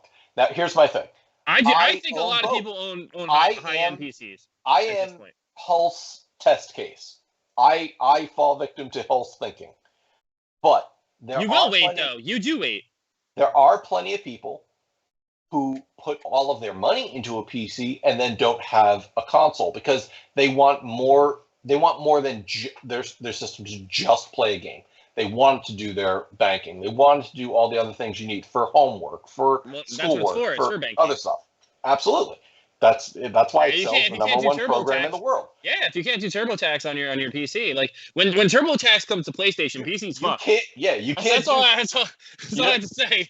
Joe, you know where I can do TurboTax? On my Steam Deck. Yeah, I mean that Steam Deck's taking over the world. There you go. So continue. Sorry, go ahead. No, it's like I get it. I get what you're saying, and it's probably not 90%, but a lot of people own a PC that can play games now. A lot of people do. They do. Three of the guys in this chat can't. Or Tricky can't. I can't either. But I don't own a PC. I only own laptops. Like I refuse to buy a PC. Like I don't want to deal with the hassle of playing games on a PC.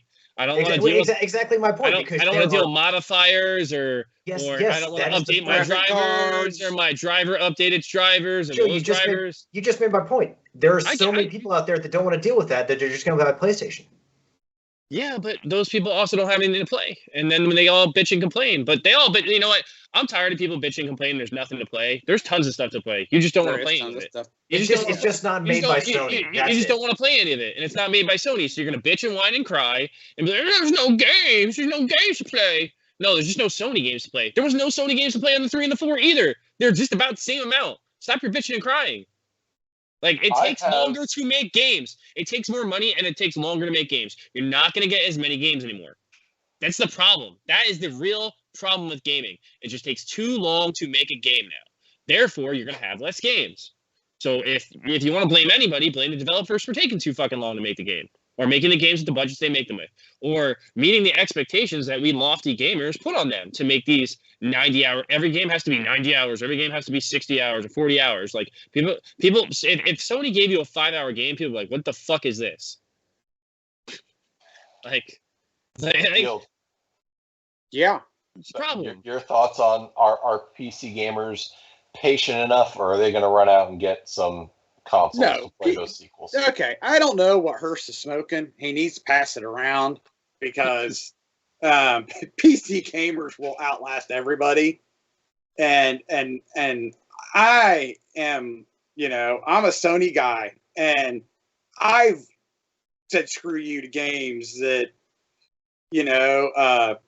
the last Tomb Raider game, we kind of hit that in our Facebook chat when we didn't officially know if it was coming to PlayStation. I was just like, well, I'm not going to go buy an Xbox. I'll just not play it.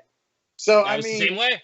So I mean, it PC gamers are very patient, and PC gamers are very unified. So yeah. they will not. They'll play God of War. They'll play Ghost of Tsushima, and they'll be like, "Thank you, Sony, for bringing this to our platform." Oh, you won't bring Ghost of Tsushima 2 to our platform? Okay, that's fine. I won't play it. And then that's how they'll be. And then when they finally put it on the PC platform, it'll sell like hotcakes because they're like, oh, good, we can finally play it. So it sounds good to your investors, but in reality, it's not going to happen. Come on. I mean, like me and Joe, we're PlayStation people. And, well, as of when they sold, Hellblade 2 went to Microsoft. I was like, oh, well, that's see you later. But I'm like, I'm not going to go buy an Xbox to play it. I'm just like, well, see ya. It sucks, but I hope you enjoy your game. It's okay, Yields, because we picked the right horse this time. Because guess where all those games are coming now? See, yeah, they're coming back. So the funny thing in this whole thing is we waited, and now we're getting all those Microsoft games. We waited, and now they're all starting to come. Well, as long as they don't make you sign up for an Xbox account like Sea of Thieves did. Fuckers. They will. I know. So I won't. Wait, you have to sign up for a Microsoft account to play Sea of Thieves? Yeah, you did, and it wouldn't let me. Gross. Alex, your thought. This seems to fly in the face of what Hiroki Totoki said not long ago, the interim CEO, before they announced the two CEOs. Oh, man. And he said that they were going to try to maximize profit by bringing more games to PC, and it seemed like also that he was hinting at they were going to bring them faster, maybe not day and date, but you would see more games and faster. So I will remind everyone that even though Hulst and Nishino are now two CEOs, they also still answer to Hiroki Totoki. That's the guy at the top. But PC gamers, if you're going to have an all-in-one, I get that they don't get Nintendo's, published games, but if you're going to have a place to where you can play the legally. Most games, it's, yeah. Yes. But if you're going to play legally, the more you can get the most of all the consoles games on the PC, because you get Xbox games on PC, you get PlayStation games now on PC, and there's a ton of other stuff to play on Steam, and Steam is regularly running sales. PC players don't have all the time in the world to even play, what's on Steam now before Sony came on board.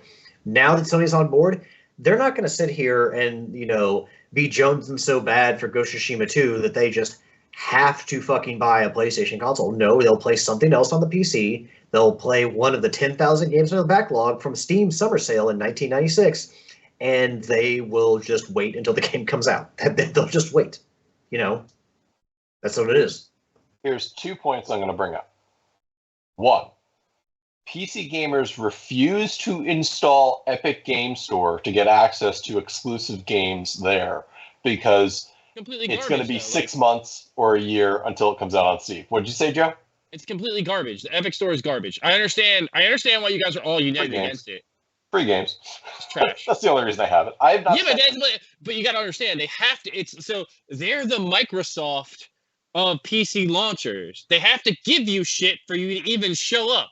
It's like Microsoft has its own PC launcher. So that's number one. That's strike one against Hermen. That his way of thinking. If we're not going to install a second launcher, what makes you think we're going to get a second console? Number 2, God of War, Spider-Man, Ghost of Tsushima, record-breaking numbers on the PC side for sales. If those players didn't wait for the game to release on PC, by his reasoning, they would have already gone out to buy a PlayStation console, and yet they didn't. Now, there's going to be some people who double dip. I understand that. But you think the majority of all of those people who bought those games and were making it record-breaking numbers on PC wouldn't have already bought a PlayStation console to play those games? Those are PS4 games. Yeah, you could have gone out and bought a PS4. Yeah, I mean, they're expensive, though, now. They're expensive. What really pisses me off is they want people to install this launcher, and they have the audacity to give you the same trophy list as the PS5 version. They can't even give you a dedicated PC trophy list or an extra platinum but it's fucked up. In my mind, that's fucked up because they're making you get a launcher, but they're not giving you the benefit of regaining the trophies. So why would I even go through the hurdle of doing that? Why? Because again, like I said, Steam has its own achievements, and that if people are playing on PC, they care more about their Steam achievements as their primary console than they did about their. Listen, the RetroArch does it better than anybody, honestly. Yeah, absolutely. They're amazing. That's to the point of this all, is that I understand Hermen's thought process, and it is completely deeply flawed, and he doesn't understand the PC gaming culture. Well, it's because they've just tapped into the PC market, and they're still, They're reeling from Helldivers 2 sales, saying like, oh, shit, this is what we could do. Yeah, when you make a good game. Who, again, as... They didn't make that game. They bought it. Well, they published it, yeah. They published it. As Matt said, there's going to be people that double dip. But who, unless you got money to burn, who the fuck's going to spend that much money to make a good PC and then continue to upgrade it and then go spend $500 on a PlayStation? No, they're not going to do that. If you spend money on a good PC, that's what you're fucking playing on. You're not going... Matt has one. And that's why I said I'm a walking contradiction in this conversation. But that's because I live and breathe in a gaming family. I game. My wife games. We've got 2 Switches. We've got I have a PS Vita somewhere. I have a Nintendo DS. I've got the Xbox Series X, which I haven't turned on in 6 months. I have the PS5, which I've only recently turned back on to start playing Ghost of Tsushima again, a New Game Plus, as a way for me to not buy it on the PC because I already have the damn game. And I already bought it on the PS4, and I spent the $30 for the Director's Cut upgrade. So I'm done spending money on that game again and again and again. But you've seen what I've done. You've seen I've canceled my PS Plus subscription. I canceled my Game Pass because this is the foot in the door. This is the foot in the door for Sony to be like, okay, you want to play our games on PC? We're going to force you to have a PSN account. And a lot of people are saying, well, what's the big deal? It's just another account. It's just another account. It's just another launcher. It's just another place for me to put my wallet info. So that I got too many damn accounts. Too many damn accounts. And I guarantee at some point, maybe not this decade, possibly the next, Sony gets this foothold. If you're a PC player and you want to play with somebody from PlayStation, I guarantee they're going to turn around and say, if you want this crossplay, pony up for PS Plus. Of course they are. Guarantee that's going to come down the line. Of course they are, and they should do that. It's their right. It's their right. It's the way they make. It's their ecosystem, and that's the way they operate their ecosystem. Look, they are. I understand as you as PC gamers. Sorry, Alex. I understand as you as PC gamers don't pay for that stuff, but we have to. So why shouldn't you if you're playing Sony games? Like that's just the way I feel about it. I feel like you should have to pay. Like that's. Oh, sorry, Joe. I agree with Matt. We shouldn't have to pay online, or we shouldn't have to pay to play online with other people, and I don't think cross-pay should be you have to pay for it. I have an issue with Sony charging for that, but that's just me. I don't, because they keep a good structural. It's well done. If it wasn't well done, then I would be like fuck it. But they keep a good. They do things well over there. By that reasoning, why does Steam not charge me? They keep things up pretty well, running all the time. Because PC just doesn't do that. That's been their whole. That's been how they operated forever. They're not going to change. Like Sony, at one point, Sony's like, we're going to charge, but we're going to charge to keep the lights on and do what we need to do and keep the servers running. And that's like, they had to charge. I feel like with PC, like if you charged, like you would have outrage and people would cry and people would stop playing PC and go play console. They would. You guys would all do difference. That just to go fuck Steam. I don't pay for playing online on Steam. So when the servers are down because there's an issue, okay. I don't pay for online. It sucks, but I'm not going to play. I pay for Sony servers. I expect that shit to be on all the time. I agree. I also expect my games to be able to be played offline, because if I pay to own my games and I pay to own a service, I should have access to play them offline. Because guess what? I it's like you don't own anything. Honestly, that's the one thing I hate about it. Is like you can't play anything without being online. Well, that's what I've said. Is if you want to own your games, stop playing anything after a PS2. Oh, I agree with you. I've always agreed with you at that point. And I think it's funny when people are like, but I own a physical copy of my PS5 game. I own it. You own shit, dude. Because as soon as they lock that shit down and tell you can't play anymore, you can't play it anymore. Because everything has to go through a check now. Whether it's physical or not, it still has to go boop, boop, boop, and connect to the server and go, okay, you can play it. All right. Well, you guys have any more to say on this concept? You've been quiet for a little bit? Yeah, I'm good. It's fucking stupid. It's just one way. It's just one more way that they're delusional. It's like when they made up those. It's like Matt. Remember when they made up those extra PS4 sales so they could put it further away from the Switch? Yep. Yeah. Well, we just found another 200,000. Yeah, I've had another 200,000 units that were sold. We misprinted the number. Fuck off. No, you didn't.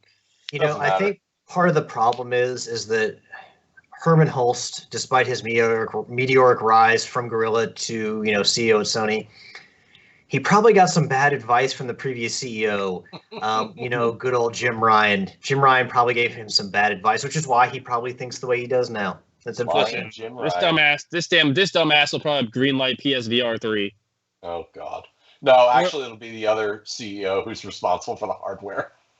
Nishino will be like, no, we're not doing this. He's like PSVR 3.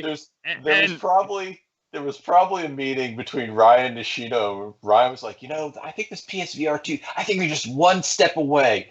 All right, Ryan, come on, let's get you to bed. Go ahead. He's like, here, we're bringing back PlayStation Portal, but this time it's got better battery life and an OLED screen this time. Like fucking Nintendo. All right, let's wrap things up. Joe, let's do your shout out, sir. Shout out to my wife, my daughter. My daughter just turned 8. Happy birthday, Elliot. Love you. A few weeks ago, so that's crazy. Having an 8-year-old daughter is crazy. It goes by so fast, guys. Once you have kids, you just age rapidly. It's literally how it works. Shout out to you guys. Thank you for having me on. Seriously, it's been too long. I love being on this show. Too bad Tricky's not here because his butt's hurt because of the Rangers. That's okay. It's okay. Your butt will heal. It will. Until next season. All right. Yield. Shout out to Joe for being on this evening, filling in for Tricky and his upset stomach. Shout out to Matt and Alex for recording this evening. Shout out to Nitro for some Flat Out 4 multiplayer boosting. And shout out to all the pimps and mounds of the Whoredom. That'll do me this week. Short and sweet. All right, Alex. Give a shout out to the listeners. The fuel to the fire is Trophy Hordes, our awesome community. Thank you all for your questions this night. Tonight, the engagement, we love it. Always love it. Thank you to everybody who's in the chat. You guys drive us forward, so thank you all for just making all this possible. It's nothing without you guys. Give a shout out to Yield and Matt, as well as Tricky, who is currently at work. And also shout outs to Veronica, run everything in the background. And Joseph, I couldn't decide whether to call him Joseph or Joe, but Joe Priestley. Thank you, fellow TMNT fan. Always enjoy having you on. Question, Joe, TMNT yes. Question, because I can never figure this out because they never will fucking tell anybody when they're about to release some Teenage Mutant Ninja Turtle figures. Do you know the Mirage, Leatherhead, and Rat King, which they revealed last year at Comic-Con? Yeah. Figures. Mm-hmm. Any idea when those are coming out? I don't know off the top of my head, but I'll ask Justin as soon as I get off the show, and I'll message you. Justin will know. Okay, because I hate that. Hey, these figures you want to buy, we're not going to tell you when you can buy them. Listen, I just bought 2 more figures last week, and I have to stop. Stop. You say that, but then more figures will come out, and you'll be like, "Ooh, money." It's like Matt and Transformers. I bought those 2, Matt. I bought the Ninja Turtle Transformers. I only bought 1. I was gonna buy all 4, but they're the same exact vehicle. So I was like, so should I really buy all 4? Same fucking thing with different head on. Yeah. This one has it's like the Malibu Casey. She's got a new hat. She's got a new hat. Last but not least, give a shout out to my awesome and loving girlfriend Ashley. Really enjoyed getting back into Survivor with you, hun. So love you, and that is going to be my shout out to Matt. I think that leaves you, sir. That does. Definitely not the best, but I am last. So shout out to Alex Yield. That's nonsense, poopy pants. Shout out to Joe for coming on, being entertaining self as usual. I really appreciate you being here. No problem. Shout out to the Channel 3 community.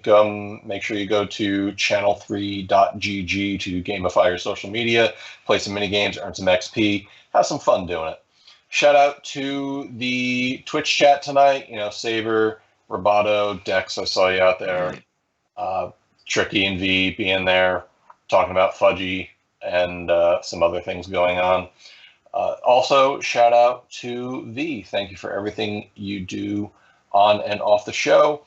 I've been Matt. This has been Trophy Horse 624. Stay tuned for next week, 625, where I'm sure more Sony trash talking will come on. Other than that, thank you all. Happy trophy hunting, and Fudgy the Whale sucks.